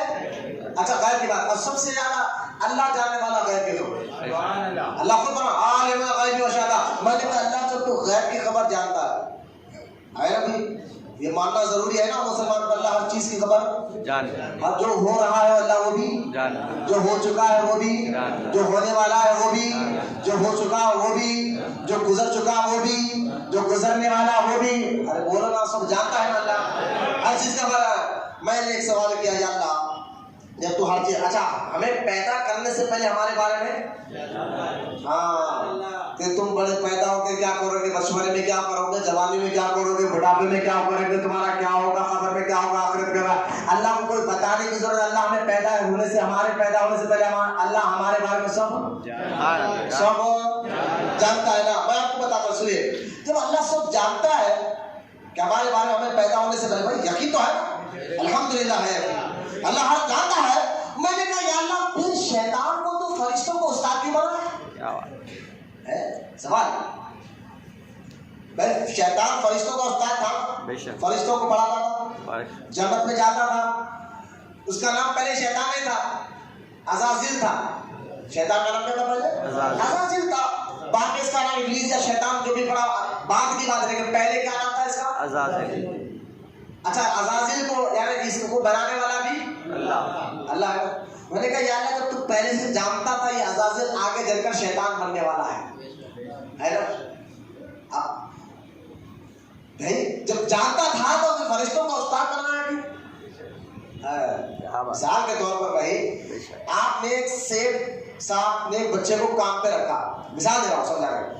کچھ دن کے بعد بچے کو کام سے نکال دیا کہ بیٹا بارے بارے بچہ اچھا کام کر رہا سیٹ صاحب نکالے کیوں؟ تو سیٹ صاحب بولے نہیں میں چوری کر رہا تھا. کیا کر رہا تھا؟ چوری کر رہا تھا اس لیے میں نے نکال دیا. لیکن سیٹ صاحب کو پہلے تو نہیں معلوم تھا یہ چور ہے نا بعد میں معلوم ہوا چور ہے تو نکال دیا. سن لے توجہ کریں میں بہت آسان کر کر حیدرآباد کی زبان میں سمجھانے کی کوشش کر رہا ہوں. کچھ بات پہلے نہیں معلوم تھا کہ یہ چور ہے بعد میں معلوم ہوا کہ یہ چوری کا کیسے نکال دیا. لیکن اللہ کو تو پہلے سے معلوم تھا نا کون. ارے یار ابھی نہیں سمجھے. حیدرآباد کے بچے بڑے ہوشیار ہیں. میں سنا تھا چہروں سے بتاؤ سبحان سبحان اللہ. اللہ کو تو پہلے سے معلوم تھا نا کہ یہ آگے چل کر ابلیس بننے والا ہے. غیب کی خبر تو اسی کو بولتے ہیں. غیب کی خبر تو اللہ ہی جانتا ہے. یہ پہلے سے اللہ جانتا تھا کہ یہ عزازیل آگے چل کر ابلیس بننے والا ہے شیطان بننے والا ہے. ہم نے کہا کہ اللہ تو پہلے سے جانتا ہے تو فرشتوں کا استاد بنایا کیوں؟ جیسا کہ بھائی اگر پہلے سے آپ کو معلوم ہوگا اور آدمی چور ہے تو آپ کام پہ رکھیں نہیں رکھیں. پھر اللہ جانتا ہے پہلے سے پھر رکھا کیوں بنایا کیوں؟ تو اللہ کی رحمت جواب دے گی. سنیے اللہ کی رحمت جواب دے گی میرے بندے اس میں ایک حکمت تھی. وہاں حکمت کیا تھی؟ تو میں لوگوں کو بتانا ہی چاہ رہا تھا میں بتانا ہی چاہ رہا تھا کہ اگر کوئی شخص میری کتنی بھی عبادت کر لے. سبحان اللہ سبحان اللہ. عزازیل کتنی عبادت کرتا تھا اللہ کی؟ ایک روایت کے مطابق 600 کروڑ برس اس نے اللہ کی عبادت کی. ایک روایت میں آتا ہے کہ شیطان کے سجدے اگر زمین پر ماپا جائے تو پوری زمین کم پڑ جائے گی. اتنے سجدے اللہ کو کیا. اتنے سجدے کر کر اللہ کے قریب ہوا. اللہ فرماتا ہے کہ میں بندوں کو بتانا ہے. میں جانتا تھا یہ آگے چل کے ابلیس بننے والا ہے. رکھا کیوں مولا جانتا تو کہا یہی تو بتانا چاہتا ہوں. اگر کوئی میرے اتنے قریب ہو جائے, اتنے قریب ہو جائے کہ میں اس کو فرشتوں کا استاد بھی بنا دوں, لیکن اگر وہ نبی کی نافرمانی کرے گا, آدم کی گستاخی کرے گا, رسولوں کی گستاخی کرے گا, تو میں اس کی عبادت نہیں دیکھوں گا.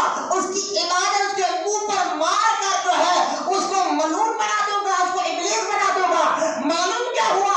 اللہ انہیں کی عبادت کو قبول فرماتا ہے جس کے دل میں تعظیم رسول محبت رسول ہوا کرتا ہے.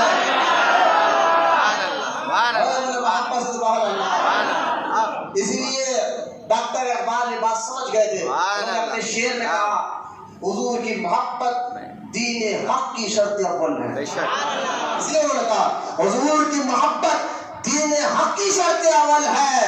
اگر اسی میں ہو کامی, محبت ہی میں کامی ہو, پھر سب کچھ نامکمل ہے. سبحان اللہ. آج وہابی سے چڑھتے کیوں ہے؟ بولتے مولانا وہ نماز بہت پڑھتا ہے, روزے بہت رکھتا ہے, جب دیکھو جب قرآن کی تلاوت کرتے رہتا ہے, خالا خالا خالا رسول کہہ رہا کرتا ہے, خالا اللہ تعالیٰ کہتے رہتا ہے, اور آپ کہتے ہو اتنے بڑے مولوی صاحب جاہل ہے, وہابی ہے. میں نے کہا اس کے علم کو نہ دیکھ. علم تو شیطان کے پاس ہوتا, فرشتوں کا استاد تھا. اس کے علم کو نہ دیکھ, اس کی عبادت کو نہ دیکھ, اس کو یہ دیکھ کہ نبی کی تعظیم کرتا ہے یا نہیں کرتا, نبی سے محبت کرتا ہے یا نہیں کرتا. یہ جو نبی کو اپنا بڑا بھائی سمجھے معاذ اللہ, جو نبی کو اپنی طرح سمجھے, وہ اس کی عبادت اللہ کی بارگاہ میں قبول. کیونکہ ابلیس کو شیطان کو یہی تو کہا سجدہ کرو, آدم کو سجدہ کرو, فرشتے جھکے یہ ہوگا. تو خیر غیب کی خبر جاننے والا, اور میں نے ابھی کہا کہ نبی بھی غیب جانتے. اب وہاں بھی دیکھے شرک ہو گیا. غیب کی خبر تو اللہ جانتا ہے, تم نے نبی کے بارے میں کہا کیا کہا؟ انہوں نے نبی کے بارے میں کہا نبی بھی غیب جانتے ہیں, تو یہ اللہ کی برابری ہو گئی شرک. آپ بچہ پریشان, اس شرک سے بچے ڈرتے بھی ہیں بھائی, ڈرنا بھی چاہیے, لیکن آپ مت ڈریے. کیوں؟ کیونکہ ایک حدیث میں سنا ہوگا یہ سارے وہابیوں کے جماعت میں ایک ایٹم بم حدیث ہے, لیکن سنے کیا شرک ہو جائے گا؟ بولے ہاں شرک ہوگا. بولے کس نے آپ کو بتایا بھائی کہ غیب کی خبر تو اللہ جانتا ہے؟ اگر نبی کے بارے میں بھی یہ کہا کہ غیب کی خبر نبی بھی جانتے ہیں تو شرک ہو جائے گا اللہ کے برابر, تم نے نبی کو کھڑا کر دیا, شرک ہو جائے گا. کس نے بتایا؟ تو بولے گا ہمارے مولانا بولے. میں نے کہا دیکھ بھائی پھر تو بھی شرک کر رہا ہے. نہیں ہمارے مولانا بولے, میں نے شرک بولا. بولے کیوں؟ مولانا تو اللہ کا نام ہے, پھر تم اپنے مولانا کو مولانا شرک ہو جائے گا. وہ کیا؟ میں نے سنو بھائی, اللہ فرماتا ہے واعف عنا واغفر لنا وارحمنا انت مولانا. مولانا تو اللہ کا بھی نام ہے. بولے سبحان اللہ. تم اپنے مسجد کے مولوی صاحب کیا بولتے ہو؟ کیا بولتے ہیں بھیا؟ شرک ہو گیا نہیں. ایک فرق ہے, بتاؤ دونوں میں فرق کیا ہے؟ اچھا آپ کون ہیں؟ بولے مومن. کیا ہے آپ؟ مومن ہے نا, لیکن مومن اللہ کا نام بھی ہے. ہاں بولے یہ کیا ہوا بھائی؟ شرک. یہ کیوں بچوں کو بھٹکا رہے ہو تم؟ اب میں بتاؤں گا نبی کے غیب اور اللہ کے غیب میں فرق کیا ہے, لیکن اگر جو صفت اللہ میں ہے وہ صفت ہم نے نبی کے لیے مانا تو شرک نہیں ہوگا. کیوں نہیں ہوگا؟ میں سمجھانے سے پہلے آج بات بتانا چاہتا ہوں. اللہ بھی مولانا, مسجد کے امام کو بھی آپ کیا بولتے ہو, لیکن دونوں میں فرق کیا بتاؤں گا. آپ بھی مومن لیکن اللہ بھی. آپ بولے تو وہ کیسے؟ کیونکہ قرآن میں اللہ فرماتا ہے واللہ الذی لا الہ الا هو الملک القدوس السلام المؤمن. محبت سے سبحان اللہ.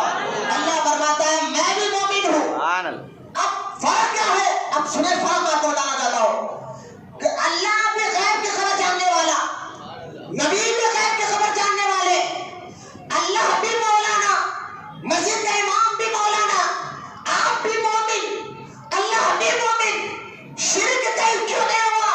وہ شرک اس لیے نہیں ہوا، اللہ غیب کی خبر جاننے والا، اور اللہ کو جو غیب کی خبر ہے اس کو کسی نے بتایا نہیں، وہ خود سے جانتا ہے۔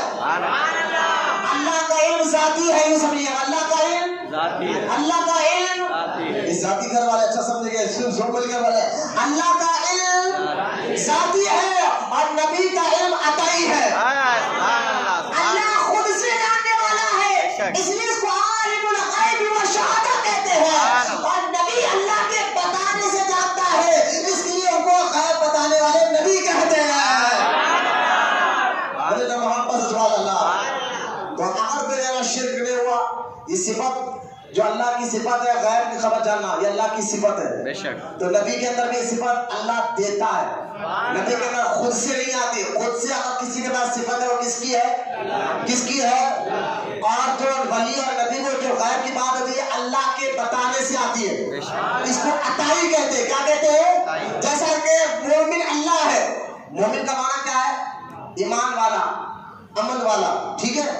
لیکن اللہ بھی مومن ہے، آپ بھی مومن، لیکن مومن اگر اللہ کو مومن کہو گے تو اس کا مطلب ہوگا ایمان دینے والا، امن دینے والا، اور خود کو مومن کہو گے تو مومن کا مطلب ہوگا ایمان والا۔ اللہ کو مومن کہو گے تو ایمان دینے والا، خود کو مومن کہو گے تو ہم ایمان والے۔ تو دینے والے میں اور لینے والے میں فرق ہوتا ہے، جس کو ذاتی اور عطائی کا کہتے ہیں۔ محبت سبحان اللہ، اللہ تعالیٰ جو ہے ایمان دینے والا اور ہم لینے والے، اس لیے وہ ایمان دینے والا ہوا، امن دینے والا، اس لحاظ سے وہ مومن ہے، اور ہم ایمان لینے والے اور ایمان والے اس لحاظ سے ہم مومن ہیں۔ مولانا مدد کرنے والا، اور مسجد کے امام بھی، تو اللہ بھی مولانا، مولوی صاحب بھی مولانا، فرق کیا ہے؟ تو حقیقی مدد کرنے والا، اور اللہ کے بتانے سے مولانا بھی لوگوں کی مدد کرتے ہیں، اس لحاظ سے وہ بھی یہ فرق۔ اگر کوئی کہے بولی صاحب نہیں یہ مسجد کے امام صاحب کیا کی بول لیے، یہ غلط بات ہے کیا، ایسا کیسا ہوتا؟ اگر کوئی بولے آپ کو جانے کے بعد، اب میں آپ کو بتاؤں قرآن اور محبت سے بولے، اگر میں یہی بات آپ کو قرآن سے ثابت کر دوں کہ اللہ اپنی صفت بندوں کو بھی دیتا ہے، سبحان اللہ، اللہ اپنی خوبیاں بندوں کو بھی دیتا ہے۔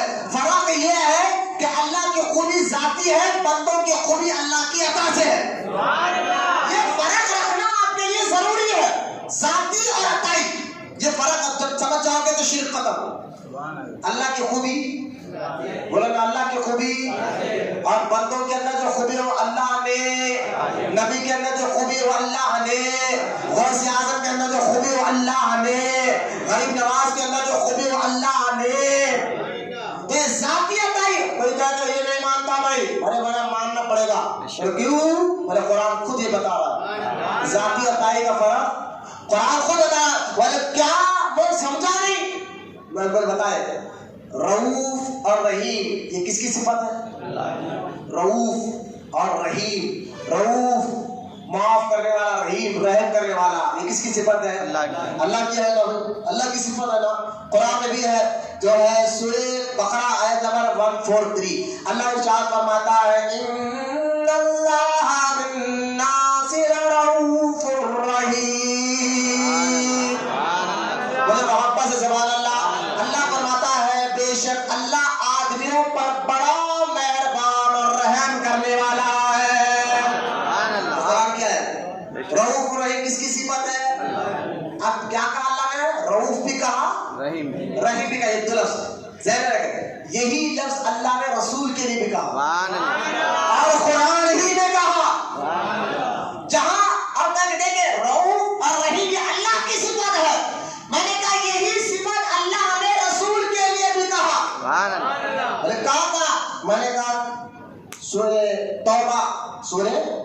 توبہ 10واں 11واں پارہ، جہاں سورہ توبہ ختم ہو رہی ہے، آیت نمبر 128، اللہ ارشاد فرماتا ہے لقد جاءکم رسول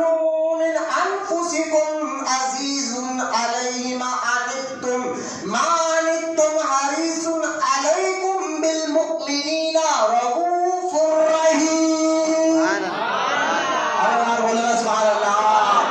یہاں مصطفیٰ کے لیے کہا جا رہا ہے کہ نبی بے شک تمہارے پاس لقد جاءکم رسول، بے شک تمہارے پاس رسول تشریف لائے جو جن پر تمہارا مشقت پہ پڑنا بہت بھاری ہے، تمہاری اور بھلائی چاہتے ہیں کیونکہ نہایت چاہنے والے اور کمال کے مہربان ہیں.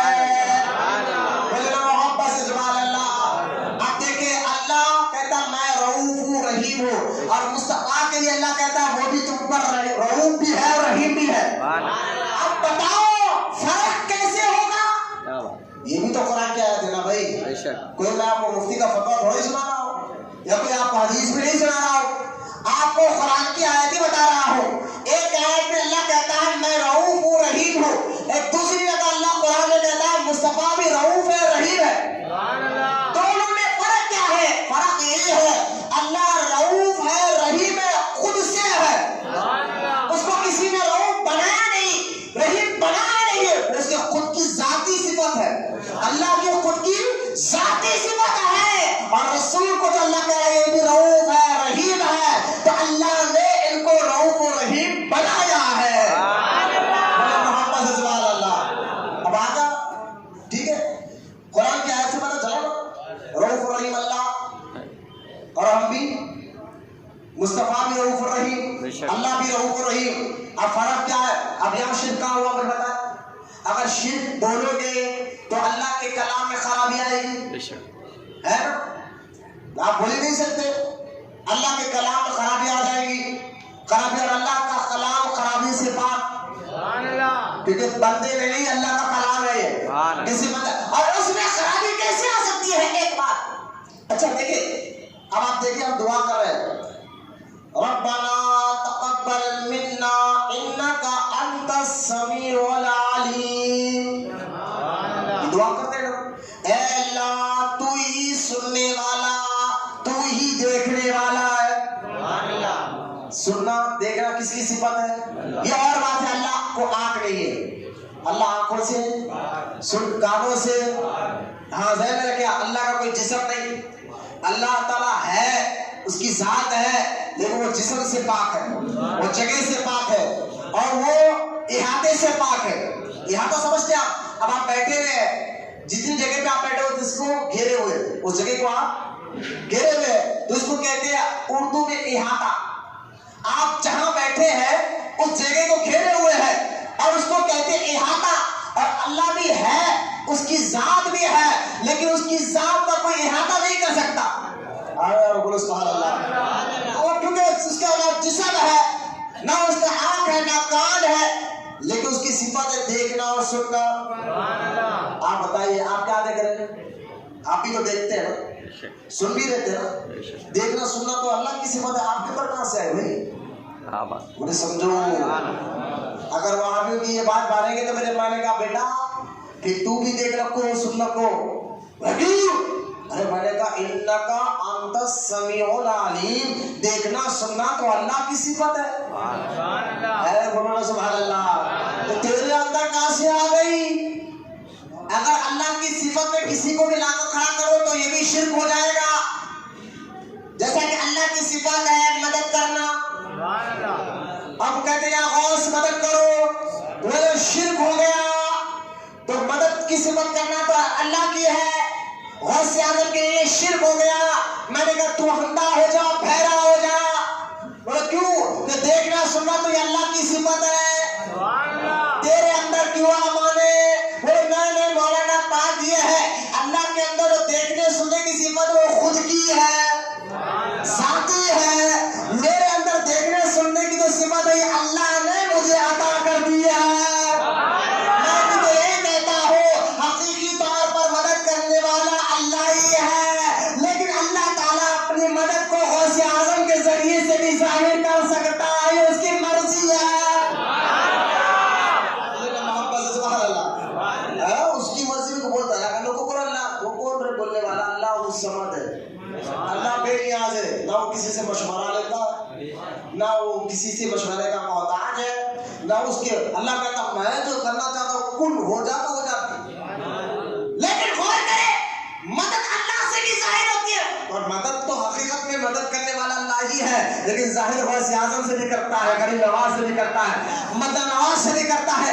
جیسا بارش حقیقت میں اللہ ہی برساتا ہے, ذریعہ ابر کو بنا دیتا ہے, بھوک اللہ ہی مٹاتا ہے, ذریعہ روٹی اور چاول کو بنا دیتا ہے, پیاس اللہ ہی مٹاتا ہے, ذریعہ پانی کو بنا دیتا ہے. اسی طرح حقیقی طور پر مدد اللہ ہی کرتا ہے, ذریعہ رسول کو بنا دیتا ہے, ذریعہ غوث و خواجہ کو بنا دیتا ہے. اگر اس صفاتوں کو نہیں مانو گے بیٹا تو پھر قرآن کا بھی انکار ہوگا. قرآن میں اگر کہتے ہیں مدد تو صرف اللہ کی صفت ہے, میں نے کہا پھر اللہ فرماتا ہے سورہ تحریم 28 بارے میں 32 بارے میں سورہ تحریم میں اللہ فرماتا ہے کہ یہ جبریل بھی تمہاری مدد کرتے ہیں, مومنین بھی مدد کرتے ہیں, اور صالحین بھی مدد کرتے ہیں. میں نے یہ آیت کا معنی پھر کیا لوگے کہ اللہ بھی تمہارا مولا, جبریل بھی تمہارا مولا, مومنین بھی تمہارا مولا. مجھے بتائیں پھر شرک ہو جائے گا؟ بولے نہیں مولانا یہاں ایک بات سمجھنا ہوگا. بولے کیا سمجھنا ہوگا؟ بولے نہیں اللہ تعالیٰ کی عطا سے مدد کرتے ہیں. اب یہاں سمجھاؤ. بولی صاحب بولے ٹھیک ہے مولانا یہ ساری بات مان گیا میں. اللہ تعالیٰ اپنے بندوں کو صفت دیتا ہے. اللہ کے اندر جو صفت ہے وہ خود کی ہے, بندوں کو دیتا ہے. بندوں کو سمجھ کر بولے بندوں کو, نبیوں کو, رسولوں کو خود کی ذاتی صفت اپنے عطا بھی کرتا ہے, یہ اس کی مرضی ہے. ایک صفت اللہ نہیں دیتا, باقی سب صفتیں دیتا ہے اللہ بندوں کو, ایک نہیں دیتا. نہ نبی کو دیا, نہ رسول کو دیا, نہ کسی ولی کو دیا.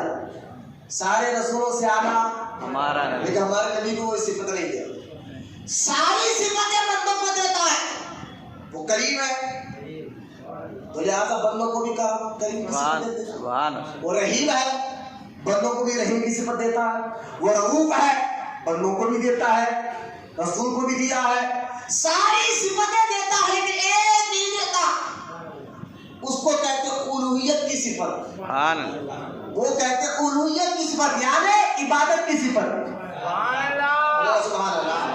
عبادت صرف اللہ, عبادت والی صرف ذات اللہ. شامل کرو کوئی شرمانا تو میں نے بتا, عبادت والی ذات اللہ یہ اس کی صفت ہے, لہذا عبادت وہ کسی کے نہیں کرتے سوائے اللہ. سوائے اس لیے آپ درگاہوں میں دیکھا کہ زیارت کی جگہ اور ہوتی ہے, عبادت کی جگہ اور ہوتی ہے. آپ جاؤ تو غریب نواز کی زیارت کی جگہ اور ساتھ میں مسجد عبادت کی جگہ اور, آپ بغداد جاؤ تو غوث اعظم کا روضہ اور عبادت کی جگہ مسجد اور. تو جہاں زیارت ہوتی ہے وہاں عبادت نہیں ہوتی ہے, اور جہاں عبادت ہوتی ہے وہاں زیارت نہیں ہوتی. محبت سے سبحان اللہ. الوہیت کی صفت اللہ بندوں کو نہیں دیتا, کسی کو نہیں دیا. وہ عبادت والی صفت, عبادت صرف اللہ, باقی ساری صفتیں دیتا. تو ایک صاحب بولے ٹھیک ہے ہم مان گئے عبادت کرتے ہو آپ اللہ ہی کی کرتے ہیں, ولیوں کی نہیں کرتے. لیکن کیا ہے بھائی, لیکن جو درگاہ میں جانتے ہو, بولے ہاں ادب سے کر لے, تعظیم سے کر لے, یہ تو شرک ہے. ادھر سے آتا ہم پریشان, ادھر سے پریشان. لیکن ہم کیا معلوم ہے غوث و خواجہ کے نام کی 11ویں آپ چھٹی شریف کھانے والے فقیر ہیں سبحان اللہ. ہر سوال کا جواب رکھتے ہیں الحمدللہ. اور وہ بیچارے سنی بیچارے بھولے بھالے ہیں نا, ان کو جا کر بھٹکا سکتا, جو ہوٹلوں میں بیٹھنے والے, جو بنڈی ڈھکلنے والے, جو بیچارے حلال روٹی کمانے والے نا, ان کو ہے قرآن میں لکھا ہوا فاتحہ دلانا ہے, درگاہ میں جانا قرآن میں لکھا ہوا ہے, عرس کرنا قرآن میں لکھا ہوا ہے, عیدگاہ قرآن میں جھنڈا لگانا. اب بیچارہ اس کو کیا معلوم, تو سر ہو جائے گا نا, اس کو کیا معلوم ہے بیچارہ, وہ تو محنت مزدوری کر کے کما رہا ہے. لیکن آپ کا بھی کام ہے, میرے کو تو نہیں معلوم, ٹھہر آپ ہی فون نکال رہا ہوں, کیا وہ یہ چھوٹا جنر ہے بھائی, کہیں بھی حاضر ہو جاتا ہے. ایک تو ٹھہر اللہ تمہیں چلا گیا چھوٹا جنر, وہ کہیں کو لکھا رہا ہے تو ہمارے مولانا سے پوچھ لو. ارے نہیں رے بھائی, ایسی بولا مار کے نکل جاتا. کیوں نکلتا؟ جیسا سورج نکلتے ہی اندھیرا ہے, سورج نکلتے ہی اندھیرا ہے, سنی عالم کو دیکھ کر وہاں بھی غائب ہو جاتا. اسی لیے میں کہتا ہوں اکثر بچوں کو مشورہ دیتا ہوں کہ اپنے فونوں میں تمہارے فون کے اندر ادھر روڈیو کا نمبر ہوتا ہے, پہلوانوں کا بھی نمبر ہوتا ہے, لیڈروں کا بھی نمبر ہوتا ہے, کبھی کسی سنی عالم کا بھی نمبر رکھا کرو تاکہ تمہارا ایمان کی حفاظت ہو سکے. کہیں پر کوئی وسوسے ڈالنے والا خناس آ جائے, خدا ٹھہر بھائی پی نکال کے بولو نہیں خدا حافظ چلے جاتا ہوں, نکل گئے. اور ڈاکٹر نے بھی مولانا سے اس کا تعلق دکھ رہا, تو ایسے لوگوں کو بھٹکا سکتے ہیں. پھر بھی ایک آسان جواب دیتا ہوں میں آپ کو. اگر کوئی آ کر آپ کو بول دیا سمجھے کہاں لکھا ہوا ہے درگاہ کو جانا قرآن میں, کہاں لکھا ہے جھنڈا لگانا, کہاں لکھا ہے فاتحہ دلانا, آپ اسے ایک بات پوچھو, اچھا تو بتا قرآن میں کہاں لکھا ہوا ہے کہ درگاہ نہیں جانا؟ بولیے سبحان اللہ. کہاں لکھا ہے پورے قرآن میں جھنڈا نہیں لگانا ہے؟ کہاں لکھا ہوا ہے قرآن میں فاتحہ نہیں دلانا؟ اب وہ نے سر اٹھا کے بتا یہ کہاں بھائی تو سوال کر رہا تیرے پاس دلیل, بھائی سوال تو کر رہا ہے تو دلیل بھی تیرے پاس ہوگی نا, ہمارے پاس کی دلیل بتا ہے. اگر آپ کسی سے کوئی سوال کرتے ہیں کو معلوم ہے, اس کا مطلب آپ کو تو معلوم ہوگا نا پہلے وہ چیز, وہ معلوم کر کے سامنے والے کو بولتے ہیں تیرے کو معلوم ہے وہ چیز, تو اس لیے سوال کیا تو دلیل دے, ہمیں کیا دلیل کی بات کر رہا ہے؟ ہمارے پاس تو دلیل ہے. فاتحہ میں نے کہا اللہ کا کلام خود سورہ فاتحہ سے شروع ہو رہا ہے. جب اللہ اپنے کلام کو فاتحہ سے شروع کر رہا ہے تو سنیوں نے بھی یقین بنا لیا کہ ہم گھر بنائیں گے تو فاتحہ دلائیں گے, مکان بنائیں گے تو فاتحہ دلائیں گے. ارے اللہ کا کلام فاتحہ سے شروع ہو رہا ہے تو ہم جو ہے نا اچھے کام فاتحہ سے شروع کرتے ہیں. ایک بات تو لہٰذا بزرگان دین سے یہ لوگ کہتے ہیں ایک تعظیم کیا ہے. اب میں آپ کو بتاتا ہوں تعظیم کرنے کو شرک کہتے ہیں. ٹھیک ہے صفت مان گئے لوگ, اب بولے تعظیم ایک نہیں ہے سینکڑوں آئے تھے, میں بتا سکتا ہوں اللہ کی صفت کے مطابق. میں نے آپ کو رؤوف اور رحیم کی صفت بتائی نا, اللہ نے رسول کو عطا فرمائی, یہ ایک نہیں. اگر میں آگے بتاؤں نا اللہ کی ایک صفت ہے کریم, اللہ سبحان اللہ, اللہ نے اس صفت کو, اس کریم والی صفت کو نام اللہ نے موسیٰ علیہ السلام کے لیے بھی کیا, بولیے سبحان اللہ. اور تعجب ہے اس کریم والی صفت کو اللہ نے موسیٰ علیہ السلام کے دور میں جادوگروں کے لیے بھی کیا. میں نے کہا یا اللہ کریم تو صفت تیری ہے, تو نے موسیٰ کے لیے بھی عطا کیا, یہ تو بات سمجھ میں آ رہا ہے, لیکن جادوگروں کو کہا, جادوگروں کو ان کے لیے بھی جو ہے تو نے کریم کا لفظ استعمال کیا. اچھا سنیے آپ, جادوگر تو دور کی بات ہے, میں وہ بتاؤں گا آیت, لیکن ابو جہل کے لیے بھی اللہ نے کہا کریم کا لفظ استعمال کیا. فرق ہے لیکن اس میں ابو جیسے ابو جہل جیسا خطرناک مجرم کو کیوں, دیکھیں ابو جہل مشرک فرعون, لیکن اللہ فرماتا ہے ثم, یہ سورہ دخان کی آیت ہے, سورہ دخان 25واں پارہ آیت نمبر 47, 48, 49. اللہ ابو جہل کے بارے میں کہہ رہا ہے, کس کے؟ حضور کا سب سے بڑا خدا, اس کے بارے میں اللہ کہتا ہے ثم صبوا فوق رأسه من عذاب الحمیم ذوق انک انت العزیز الکریم. اللہ ابو جہل کے بارے میں کہتا ہے اسے پکڑو, ٹھیک بھڑکتی ہوئی آگ کی طرف گھسیٹتے لے جاؤ, پھر اس کے سر کے اوپر کھولتے ہوئے پانی کے عذاب کو ڈالو, چک ہاں تو ہی بڑا عزت والا دھرم والا. اللہ فرماتا ہے اس کو اتنا عذاب ہوگا, کیا ہوگا, اللہ اپنا گھسیٹ کے فرشتے لے جائیں گے, آگ میں ڈالیں گے. ابے چک مزہ چک آپ کا عذاب کا. اپنے آپ کو دنیا میں کہتا ہے میں بہت کریم ہوں, جیسے مجھے آپ میں آسان دے کے کہتا ہوں, لیکن کریم کا لفظ اللہ نے اس کو تانا دینے کے لیے استعمال کیا. ہاں ابو جہل کے لیے تانا دینے کے, آپ نہیں سمجھے. مثال کے طور پر آپ کے علاقے میں کوئی نیک آدمی تھا, تقوی والا, پرہیزگاری والا, نمازی, پرہیزگار, سب لوگ کہتے ہیں بڑا نیک ہے, بڑا اچھا ہے, بڑا نیک ہے, بڑا اچھا ہے. ایک دن لنگے آ کر شراب کھانے پکڑا گیا, مثال دے شراب پیتے پکڑا گیا, اور کوئی ایسا کام کرتے پکڑا گیا.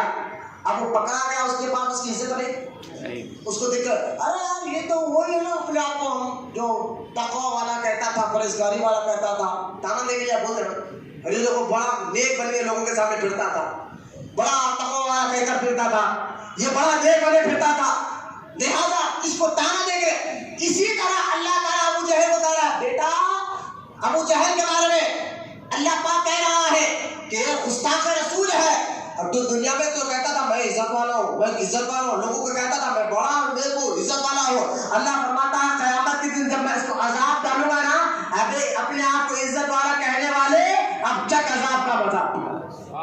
یہ بیٹا کا لفظ میں نے جو ہے ایک حیدرآبادی زبان میں بولتے نا وہ اس انداز میں استعمال کیا ہے، ورنہ اللہ ہر عیب سے پاک ہے۔ ذرا ذہن میں رکھیں، اپنی تقریر ہوتی ہے تو ذمہ داری کے ساتھ کام کرنا پڑتا ہے، تو لہٰذا خواہ تو کیونکہ بیان ریکارڈ ہو رہا ہے، پوری دنیا میں بھی جائے گا، تو کوئی مولوی دیکھ رہا ہے یہ کیا بیٹا کیوں کہا؟ میں نے کہا بیٹا یہ حیدرآبادی زبان کے حساب سے مسئلہ رہے گا، کسی کو غصے میں بولتا ہے بیٹا سمجھا تو وہ حیدرآبادی زبان کی کہ الحمدللہ پیدائش کی حیدرآبادی ہو۔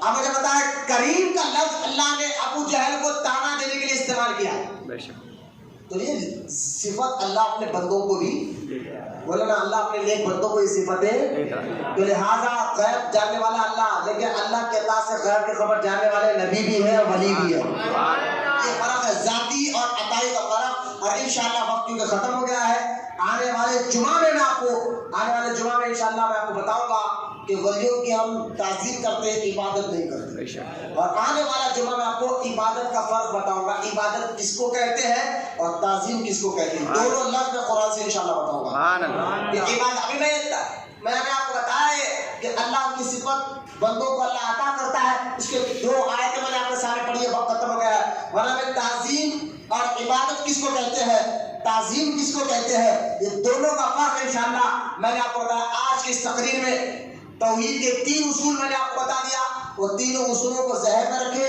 دوسروں تک پہنچائے اور سمجھائے، اور یہ توحید والا جو ہوتا ہے وہ کبھی شرک نہیں کر سکتا۔ آنے والے جمعہ میں انشاءاللہ میں آپ کو بتاؤں گا قرآن حدیث کی روشنی میں اللہ تعالیٰ کی، اور آئے انشاءاللہ میں کہوں گا کہ جلد سے جلد آپ پونے 1 سے کوشش کریں آنے کی، کہ تاکہ آپ کو شروع سے بیان سمجھ میں آئے۔ اللہ کی بارگاہ میں دعا اللہ ہم تمام کو کہنے سننے سے زیادہ عمل کی توفیق عطا فرمائے۔ جتنے بچے بوڑھے بیٹھے ہیں مولا ان کے بیٹھنے کو قبول فرما، اور ان کی عبادتوں کو قبول فرما، اور ان کو سچا عاشق رسول بنا، اور ان کی نسلوں میں عاشق رسولوں کو پیدا فرما، اور ان تمام سنی مسلمان کو بدعقیدہ تحریکوں اور وہابیوں سے ایمان کی اور ان کے عقیدے کی حفاظت فرما۔ ہم سب کی دعاؤں کو حضور اکرم صلی اللہ علیہ وسلم کے صدقے میں اور سرکار غوث پاک رضی اللہ تعالیٰ عنہ کے صدقے میں والا ہم سب کی دعاؤں کو قبول اور مقبول فرما۔ وما علینا الا البلاغ والحمد للہ رب العالمین۔